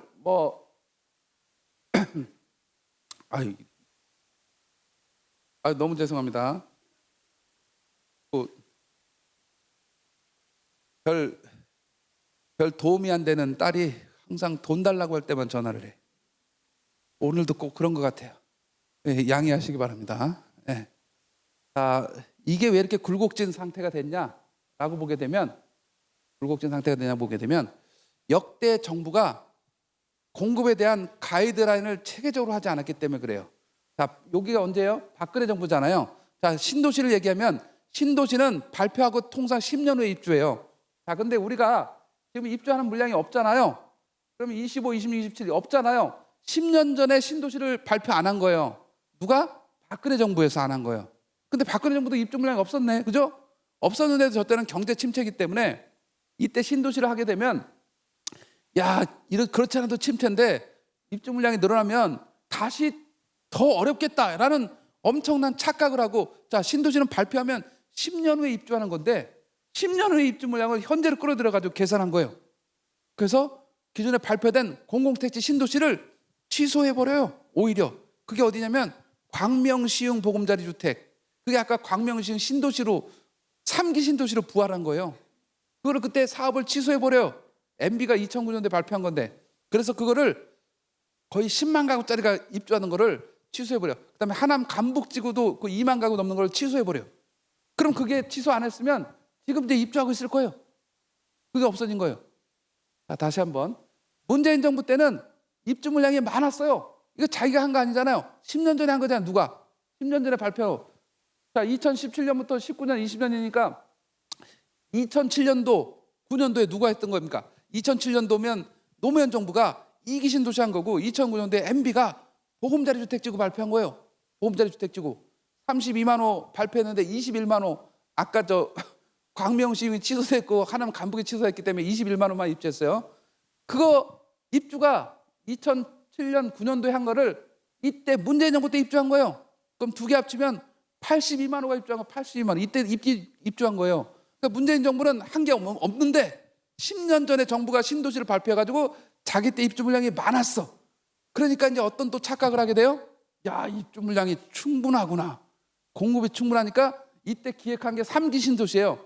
3기 신도시는 어떻게 기획을 했냐면 야, 3기 신도시 공급하면 이제 공급이 과잉이 되겠구나 이래가지고 3기 신도시를 물량을 2기 신도시의 절반으로 잘라서 3기 신도시 조성 목적을 쾌적한 주거환경 조성하겠다고 도시계획을 세워요. 자, 그게 우리가 앞으로 닥칠 3기 신도시의 입주 물량이에요. 그래서 3기 신도시 입주를 해봤자 수도권의 공급 부족은 해결되지 않아요. 왜? 워낙 적게 공급 계획을 짜놨기 때문에 그래. 여기 안 나오는 2030년에도 입주 물량이 별로 없다는 뜻이에요. 예, 지도에 여기 표시는 안 됐지만 예, 그게 이미 예고된 공급 부족이라고 보시면 될 것 같아요. 뒤에 얘기하겠지만 3기 신도시가 입주해 본들 요거는 요 정도밖에 안 늘어나요. 그게 아깝다라는 생각을 해볼 수가 있습니다. 자, 전체를 전국지도를 보면 의미가 크게 없듯이 전국 그래프를 보면서 설명하는 것도 큰 의미는 없어요. 왜냐하면 주택은 지역별로 대체성이 없기 때문에. 자, 그래서 경기도 파란색으로 이렇게 나눠봤는데 경기도가 신도시가 다 경기도에 입주하잖아요. 경기도의 그 라인이 아까 전국 그래프하고 흡사하게 갑니다. 그죠? 박근혜 정부 때 급감했다가 문재인 정부 때 급증했다가 지금 급감하는 형태. 예. 7만 가구 밖에 안 되는 현재 상태. 요게 이제 경기도란 말이죠. 그다음에 가운데 노란색이 이제 서울이에요. 서울. 자, 서울은 올해는 뭐 4만 7천, 내년도에 2만 9천, 27년도에는 만 가구밖에 안 돼요. 서울의 아파트 입주 물량이. 그래서 서울은 이미 내년 내후년도에 절대 부족 시대에 듭니다. 절대 부족 시대에 듭니다. 심각한 문제가 있는 게 서울의 입주 물량이에요. 내년 내후년도에 새 아파트가 거의 구경하기 힘들다는 뜻이 됩니다. 그래서 이게 간단한 문제가 아닙니다. 간단한 문제가 아니다. 우려가 있습니다. 이 까만색은 인천입니다. 그래서 다시 한번 강조하지만 경기도 이 파란색은 경기도 1370만 명이 넘는다 그랬잖아요. 이 7만 가구밖에 없는 거예요. 입주 물량이. 이거 누구 코에 붙일 거냐에 문제가 있어요. 자, 경기도. 그다음에 이제 서울 노란색. 서울도 이제 만 가구밖에 안 되는 거기 때문에 간단한 문제가 아니다. 자, 이렇게 보게 되면 경기도가 이제 파란색이잖아요. 파랗게 질렸다고 보면 되고 가운데 노란색 서울은 이제 노랗게 떴다 이렇게 보시면 되고 인천은 까만색이니까 좀 암울하다 이렇게 보면은 뭐 수도권의 상황이 딱 정리가 됩니다. 언제까지? 2030년까지는 일단 개선의 여지가 별로 없다. 경기도는 하도 많아서 31개 시군이어서 저 파란색 그래프 가지고 또 설명이 안 돼요. 그래서 시군별로 다 나눠야 돼요. 그래서 31개를 나눠놓은 거예요. 31개. 그런데 아이러니하게도 입주 물량이 제일 많은 거는 평택이에요. 평택. 1등 평택. 올해 10,000가구, 내년도에 8,000가구, 27년도에 11,000가구. 평택이 내년 내후년까지도 1등이에요. 야, 7만 가구 중에 8,000가구가 평택이네. 11,000가구. 그러면 나머지 보세요. 나머지. 야, 암울하다. 평택 인구가 60만 명 좀 넘어요. 60만. 거기에 다 몰려져 있고 나머지 인구가 경기도에서 제일 많은 데가 수원시예요. 119만, 거의 120만이라고 치고, 수원시 입주 물량은 수원시 올해 1,700가구, 4,600가구, 2,200. 자, 120만 명인데 뭐 1,700, 4,600, 2,200밖에 안 된다. 그래서 수원을 미리 선제적으로 제가 앞으로 수원이 절대 공급 부족이어서 앞으로 수용성이 올라갈 거다라고 언론 방송에서 계속 강의를 했더니 정부가 제가 얘기하는 걸 보고 미리 수용성을 지정을 한 것 같아서 약간 뜨끔하긴 했습니다. 설마 그렇긴 했겠습니까마는. 수원, 용인은 인구가 109만 명 정도 돼요. 109만 명 정도인데 3,500가구, 내년 800가구밖에 안 되네. 5,000가구. 어디 누구 코에 붙일 거냐? 이 문제가 이제 당장 나타나. 자, 성남까지만 볼까요? 성남, 수용성, 성남은 이제 뭐 인구가 한 90만 명 됩니다만 2,700가구, 1,500가구. 1,500가구. 내년도에 1,500가구. 성남 90만 명인데 1,500가구. 없는 거예요. 거의 없어요. 이게 당장 우리가 마주하게 될 내년과 내후년의 상황이다. 이렇게 보시면 되겠습니다. 그래서 이렇게 시군별로 나눠놓으니까 느낌이 확 오지 않습니까? 이게 서울뿐만 아니라 경기도에서도 절대 공급 부족 시대에 들었다라는 걸 아시면 될 것 같습니다. 평택에 10,000가구 있으면 뭐 하겠습니까? 평택, 예를 들면 뭐 여기 의정부 사람한테 평택에 10,000가구 남아도르니까 거기 가서 살면 어때? 평택이 어디 있는 거냐? 이렇게 물어볼 때 평택이 어디 있는 거냐? 이렇게. 자, 간단한 문제가 아닙니다. 이게 우리가 앞두고 있는 공급 절대 부족의 그런 상황이다. 이렇게 보시면 되겠습니다. 자, 제가 오늘 인터뷰 매경이나 여기서도 하고 얘기한 게 뭡니까? 지방도 내년부터는 공급 부족으로 인해서 가격이 올라갈 거다입니다. 내년부터는 전세 가격은 올해 연말을 기점으로 다 플러스 된다입니다.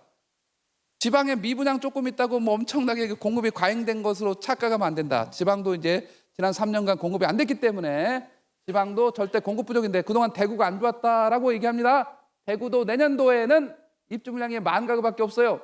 자, 보세요. 2만, 3만 4천, 2만 4천, 14,000, 내년도 10,000가구, 27년도에 1,000가구. 내년에 보면 대구 집값 플러스다 이렇게 생각하시면 됩니다. 사실은 올 연말쯤이면 플러스 될 것 같아요. 한 달, 2달 후에 플러스 될 것 같아요. 자, 미분양이 많은 것처럼 보여지지만 결코 많지는 않습니다.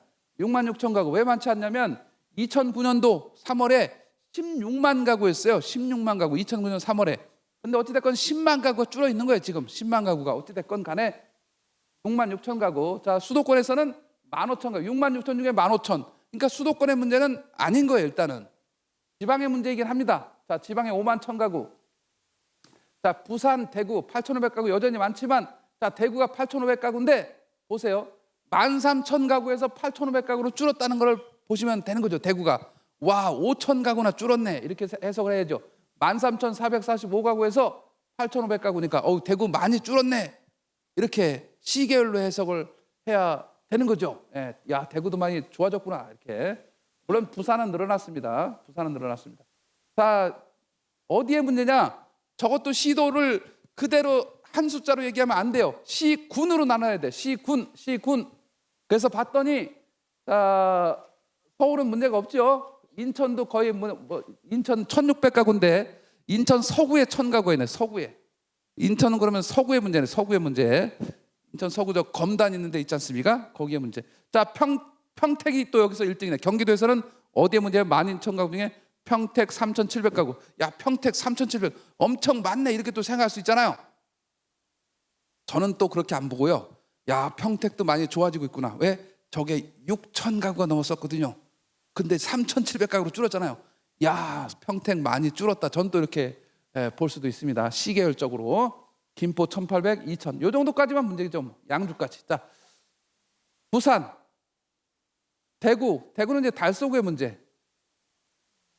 5,200가구인 충청남도는 뭐 아산, 천안의 문제. 자, 요 정도의 느낌이에요. 자, 그다음에 하나 또 써놔요. 포항, 경상북도에서는 포항이 2,700가구. 야, 포항이 인구가 50만도 안 되는데 2,700가구 C나 있네. 이렇게 또 해석을 할 수 있겠지만 다시 한번 또 강조합니다. 포항도 6,000가구부터 저게 줄기 시작한 거예요. 지금 3,000가구였다가 또 이자로 내려왔네. 이자로. 야, 포항도 많이 없어졌구나. 이렇게 생각하면 되는 거기 때문에 지방에서 미분양 가지고 크게 문제시화될 곳은 많지 않다. 결론인 겁니다. 오히려 부족한 것도 많다. 어디 계속 미분양이 별도 없어서 집값이 1년 내내 올라갔던 전주 인구 62만인데 160가구밖에 없는데 요거 조금 늘어난 게 해요. 거의 없었는데 이런 데는 미분양이 거의 없어서 오히려 가격이 올라가는 이런 상황도 나타나고 있다. 이렇게 보시면 됩니다. 네 집 자식인지 참 집요하네. 참 죄송합니다. 이거 비행기를 태워야지 안 되겠다. 죄송합니다. 자, 다시 한번 정리합니다. 주택의 단위는 인구가 아니라 가구다. 이렇게 해서 다시 한번 가구는 계속해서 증가한다. 수요는 증가한다. 언제까지? 2040년까지 증가한다는 차원에서 이거를 봐야 되고요. 그다음에 서울은 아파트 비중이 60%인데 다시 한번 강조하지만 우리가 이제 재건축 재개발 통해서 70%까지 늘어날 거다. 이렇게 좀 보시면 될 것 같습니다. 자, 그리고 입주 물량 부족 공백기는 언제까지? 29라고 해놨는데 2030년까지는 늘어날 수 있는 방법이 거의 없어요. 그래서 우리는 여기에 대비를 해야 될 필요가 있어요. 입주 물량 부족은 29, 30년까지도 개선의 여지가 거의 없다. 이렇게 보시면 됩니다. 자, 우리 서울은 주택 보급률이 94%에 불과해요. 94%. 이 가구 수분의 주택 수잖아요. 가구 수분의 주택 수가 요거밖에 안 돼요.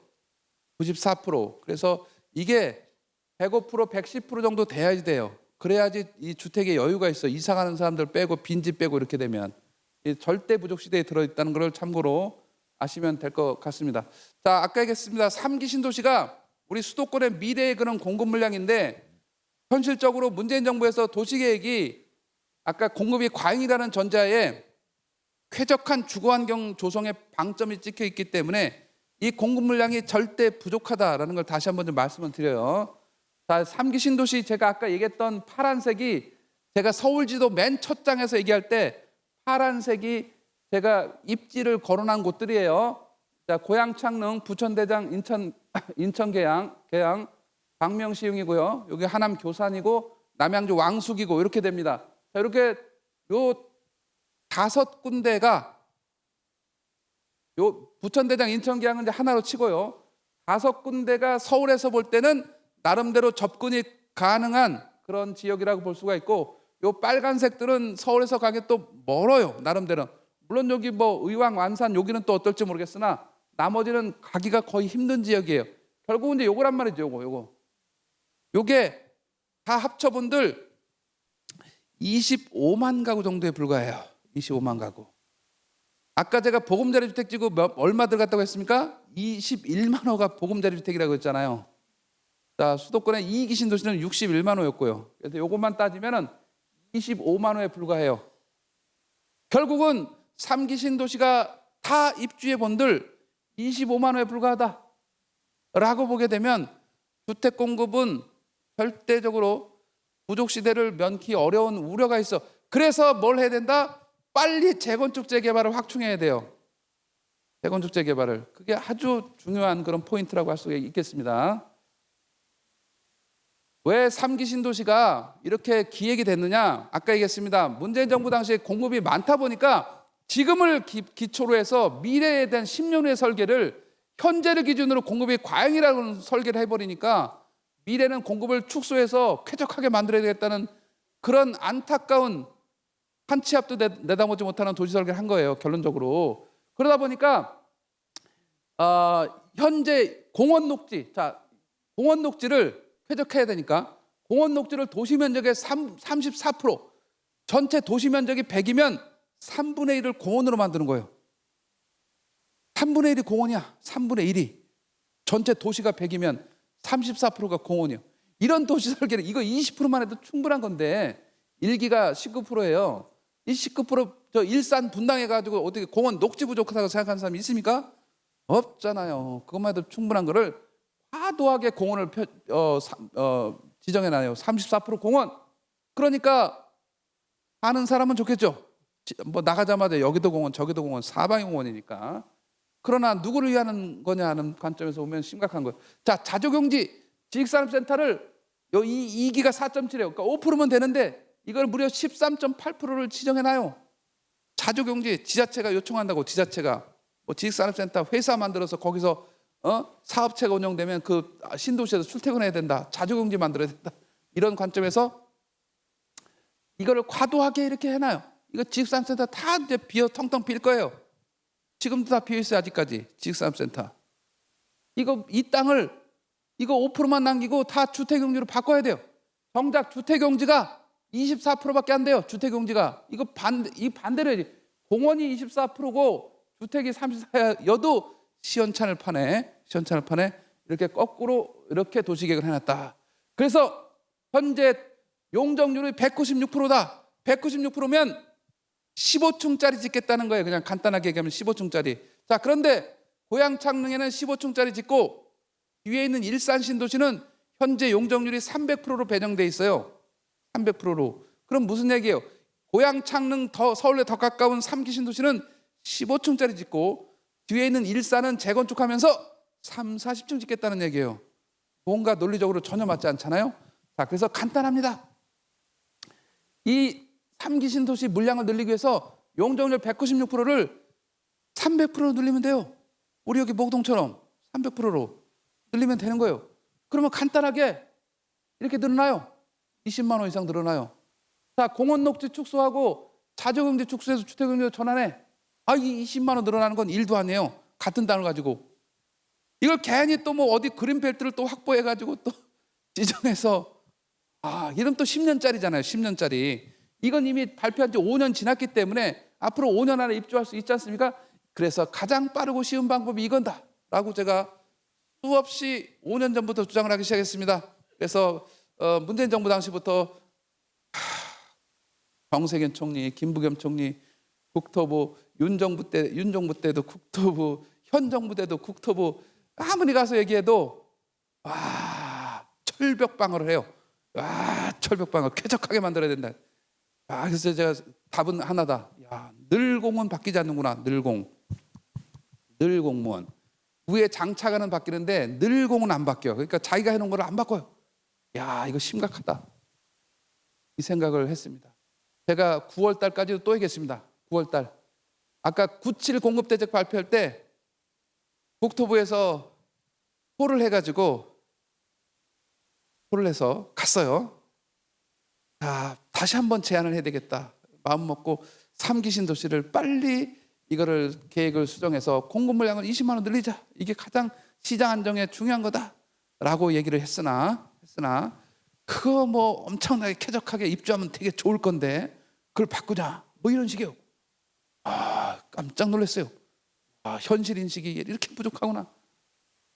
우리는 이미 다 틀린 것 같아요. 물량 늘리기는 다 틀린 것 같아요. 주무부서에서 의지가 없어요. 의지가. 물량을 늘리려는. 심각하다. 간단하게 이렇게 올릴 수 있는데 이게 안타깝다는 생각을 다시 한번 해봤습니다. 그게 뭡니까? 2030년 3기 신도시가 입주해본들 여전히 공급 부족 문제는 간단한 문제가 아니다 라는 생각을 말씀드리면서 오늘 영양님 하면서 정리하면 40분 정도면 끝날 수 있을 것 같습니다.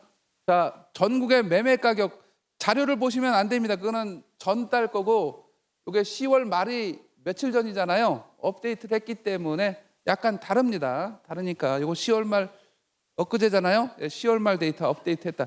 자, 전국으로는 매매값이 9월달 0.08에서 살짝 또 뛰었어. 0.21로.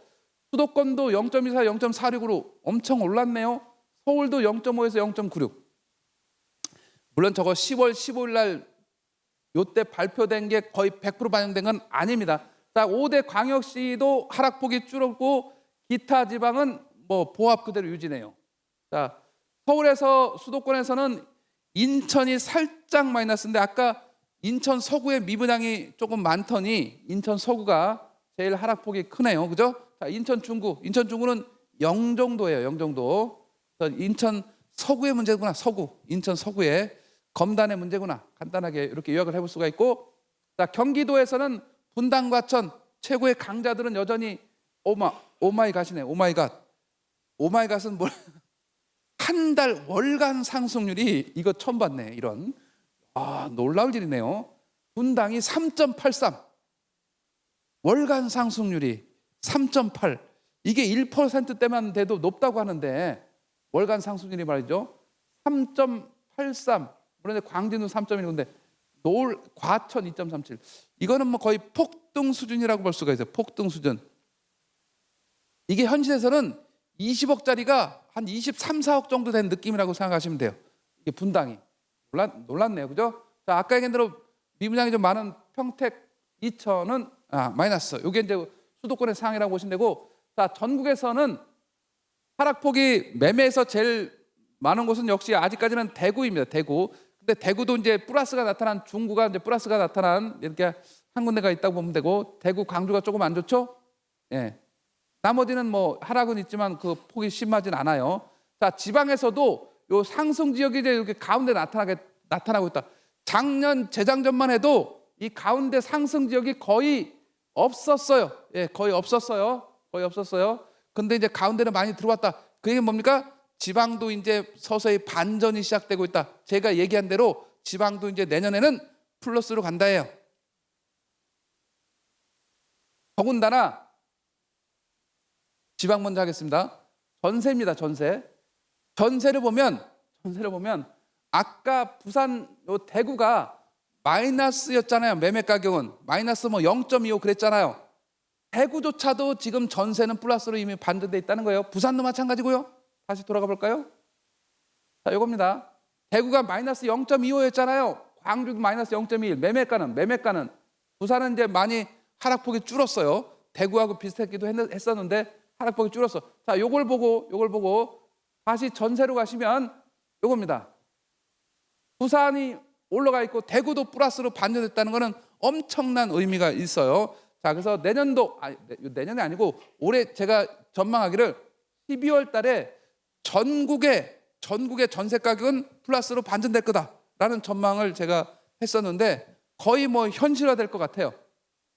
광주도 마이너스 0.07이고 강원도 0.03이니까 하락폭이 크지 않아. 자, 그래서 이제 세 군데밖에 마이너스가 없는데 이것들조차도 12월 정도면은 플러스로 반전되겠다. 결론, 전국에서 전세 가격은 올해 한 12월 정도면 플러스로 가겠다. 이렇게 보시면 됩니다. 자, 전국의 전세 가격이 플러스로 반전되면 내년도에는 전세 가격이 더 올라간다는 얘기가 되고 그 전세 가격이 매매 가격을 지지할 수 있는 것까지도 가지 않겠나라는 생각을 해볼 수 있습니다. 특히 지방은 그렇습니다. 물론 서울은 수도권도 같은 맥락이긴 한데 수도권은 이제 규제가 집중되니까 지역마다 좀 달리 봐야 될 필요는 있겠습니다만, 자, 그래서 전세 가격의 변화가 지금 종전과는 확연히 다른 그런 모양새로 가고 있다 이렇게 보시면 되겠습니다. 아파트 거래량을 가지고 온 건데요. 뭐 당연히 지금 이 순간은 급감을 하고 있습니다. 자, 그래서 앞으로 보게 되면 시장은 1, 2, 3, 4번이 있고 1, 2, 3, 4번. 자, 공급 부족 밑바탕에 깔려져 있고요. 유동성은 뭐 지금 부동산으로 들어오지는 아직 않고 있어요. 이 금리 인하가 본격화되지 않고 있기 때문에 4번도 사실은 뭐 현실에서 대책이 나왔기 때문에 다소 지금 매수 심리는 위축이 돼 있다고 보시면 될 것 같아요.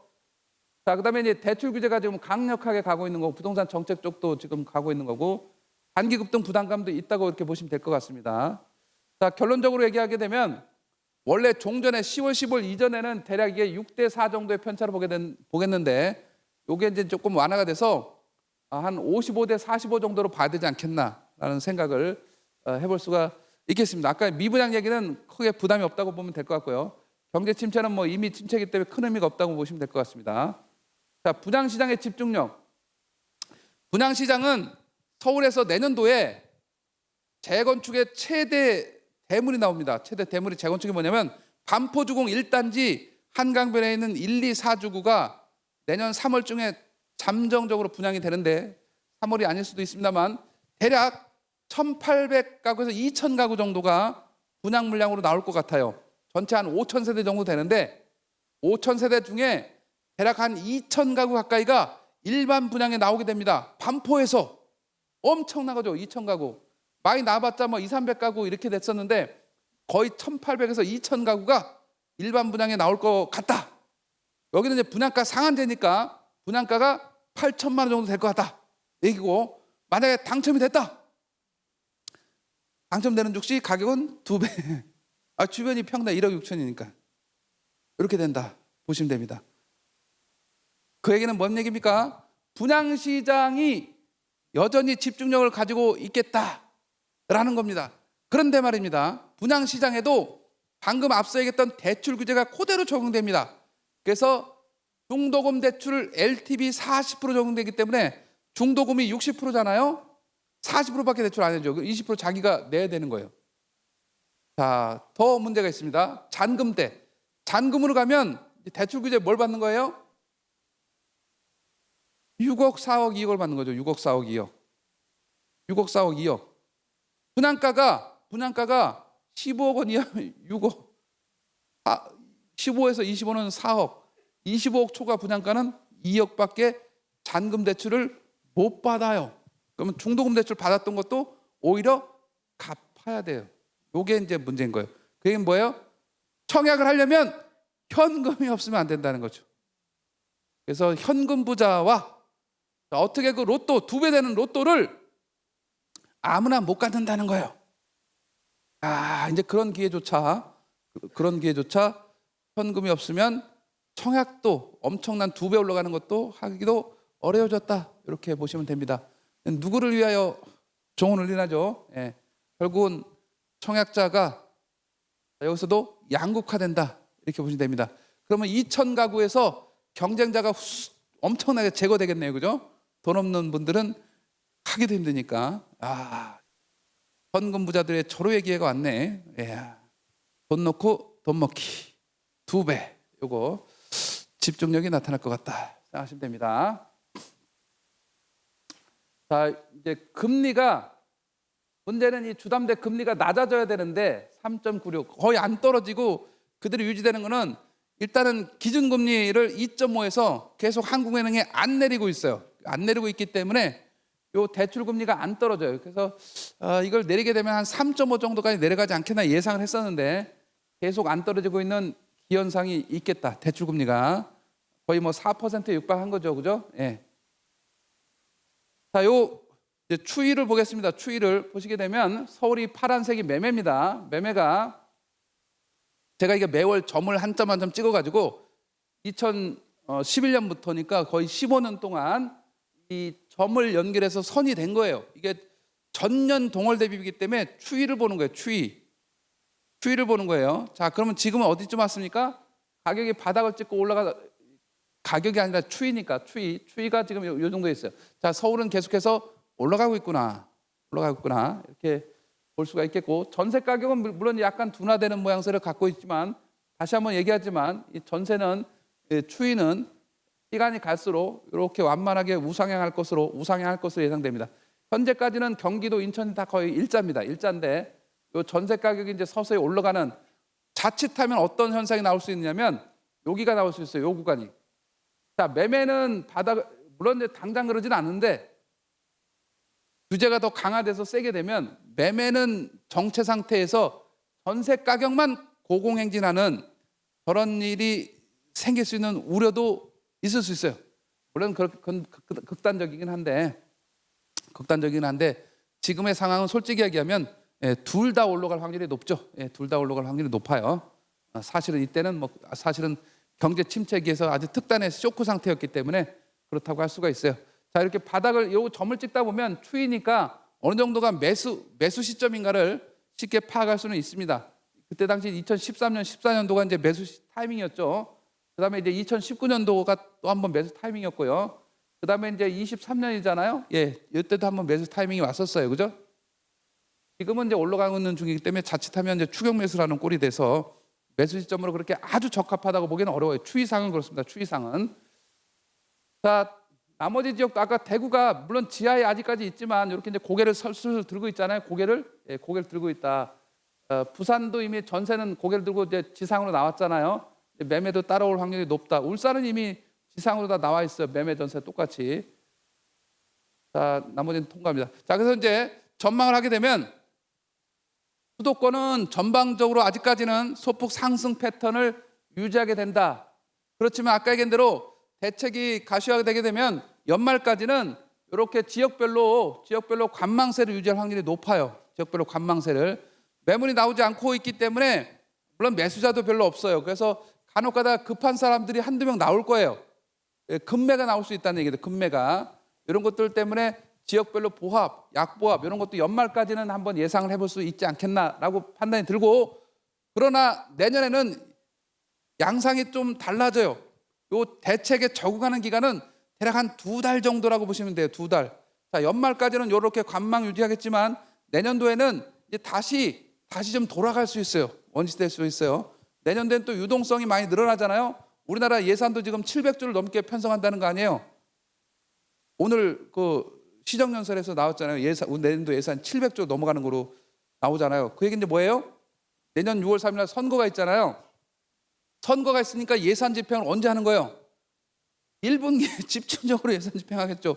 시장의 유동성이 풀린다는 거죠. 유동성이. 자, 그런 맥락으로 보게 되면 내년도 초에는 부동산 시장의 패턴도 다시 한번 고개를 들 확률이 높다. 이렇게 좀 예상을 해볼 수가 있는 거죠. 예. 연말까지는 수그리고 있다가 내년도에는 다시 한번 1분기 때는 고개를 들 수 있겠다. 이렇게 예상을 해볼 수가 있습니다. 아까 지방도 다시 얘기했어요. 지방도 이제는 올라간다라는 걸 말씀을 드렸어요. 분양시장 아까 얘기한 대로 분양시장은 지금 이제 새 아파트가 절대 부족하기 때문에 이 새 아파트 선호가 유지되고 있고요. 입주 물량 부족이 지금 아까 얘기한 대로 2030년까지는 방법이 일단은 거의 없어요. 방법이 거의 없어요. 현실적으로 없어요. 현실적으로. 왜냐하면 부동산 PF 부실 문제 때문에 민간 자체 공급도 거의 다 좀 중단돼 있단 말이죠. PF 부실 때문에.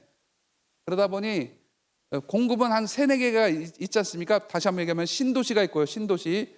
그다음에 도심에는 재건축 재개발이 있고, 이런 외곽 지역에는 민간 건설 시행사가 자체적으로 도시개발 사업을 해서 부지 확보하는 방법이 있어요. 이 3가지가 크게 주력인 거예요. 아파트에. 자, 신도시, 재건축 재개발, 도시개발 사업. 이 3개가 지금 다 안 되는 거예요. 지금 안 되고 있는 거예요. 그게 가장 큰 문제다라는 생각을 해볼 수가 있습니다. 아까 전세 시장은 전국이 이제 플러스가 되겠다.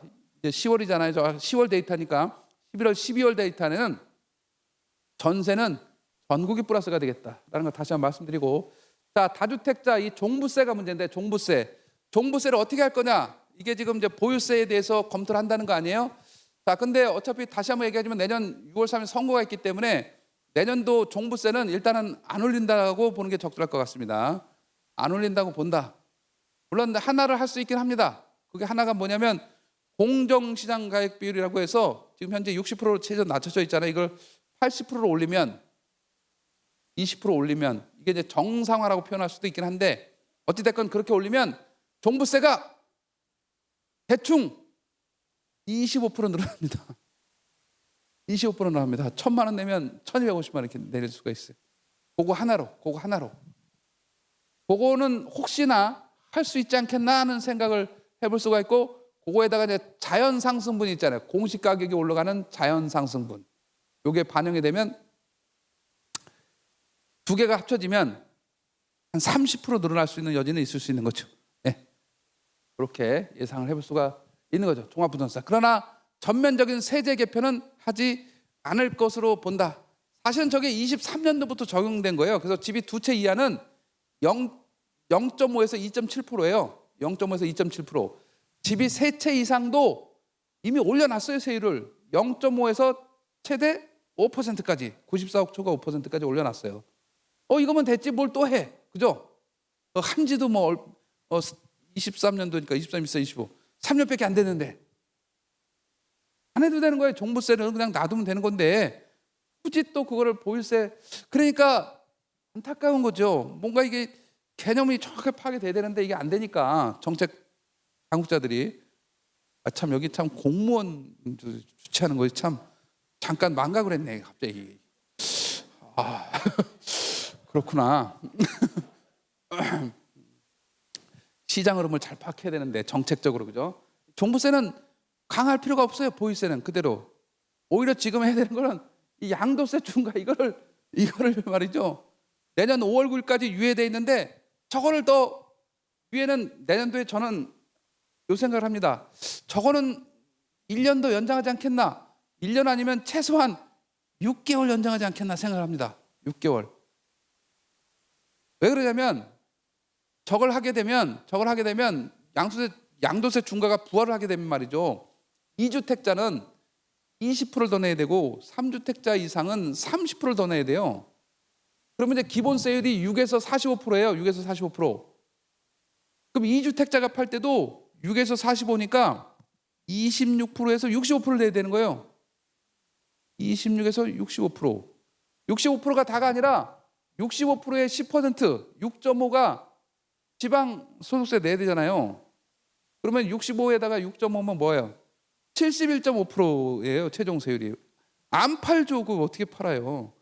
더군다나 뭐예요? 장기보유 특별공제도 배제돼요. 1년에 2%씩 하는 15년 최대 30%. 이것도 없어. 그러면 71.5% 내고 세 채는 75%니까 82.5% 내야 돼. 그러면 10억이 남았으면 거의 8억 정도 내야 돼. 이거 누가 팔아요? 안 팔지. 근데 문재인 때 한번 판 사람이 있었어요. 도곡동에 있는 뭐 할머니가 못 모르고 3주택인데 팔았어. 근데 10억이 남았는데 8억을 양도세로 내라 그런 거예요. 이분이 한 달간 몸져 누웠잖아요. 내가 왜 그랬을까? 그건 심각한 문제가 있어요. 안 판다. 그 얘기는 뭐예요?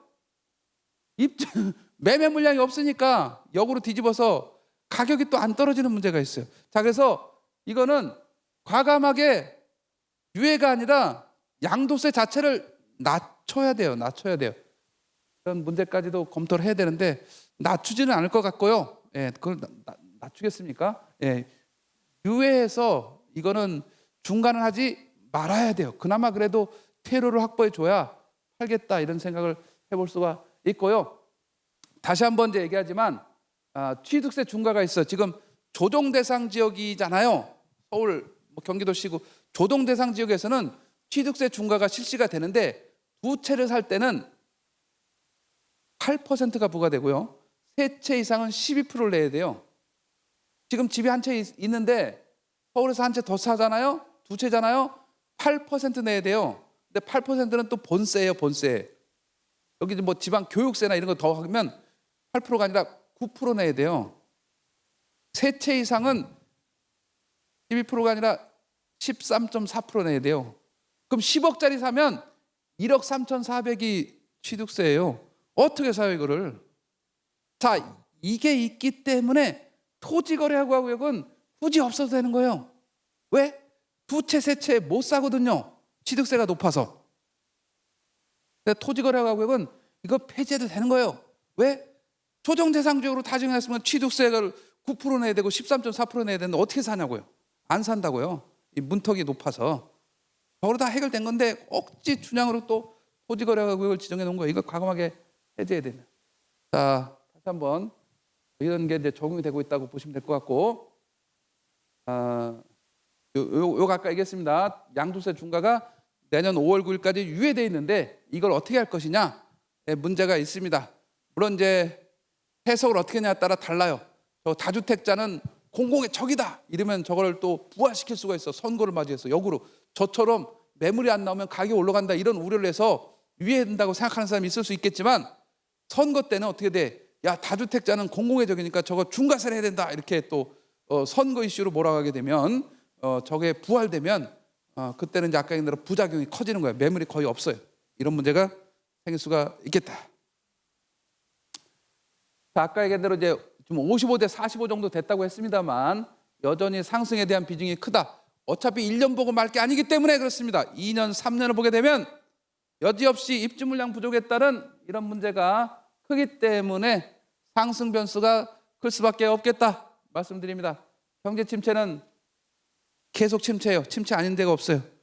올해가 제일 바닥인 것 같아요. 사실은 기준금리 인하 해야 되는데 안 하네요. 이제 할 때가 됐어요. 연말쯤에 한 번 하지 않겠나 예상이 됩니다. 연말 중에 한 번 정도 하지 않겠나. 자, 무주택자는 어떻게 되느냐. 결국은 이런 상황에서도 자기가 대출 얼마 받을 수 있는지 체크하고 현금 이 동원 능력 내지는 상환 그런 것들을 검토해서 대비를 해야 됩니다. 남들이 안 산다고 같이 안 사는 게 아니라 아까 얘기했습니다. 지금이라도 11월 12월이라도 금매가 나온다면 사야 되는 거죠. 금매가 나온다면 사야 되는 거죠. 무주택자는 전세에 머물게 되면 아까 얘기한 대로 전세값이 더 올라가요. 월세 더 올라가고. 그래서 무주택자는 매수의 비중을 두고 관심 단지와 지역을 끊임없이 보면서 매수의 관점에서 봐야 된다라는 게 무주택자의 대응이다. 이렇게 보시면 될 것 같습니다. 아까 얘기했습니다. 전세는 올라간다. 이렇게 해서 오늘 강의를 마치기로 하고요.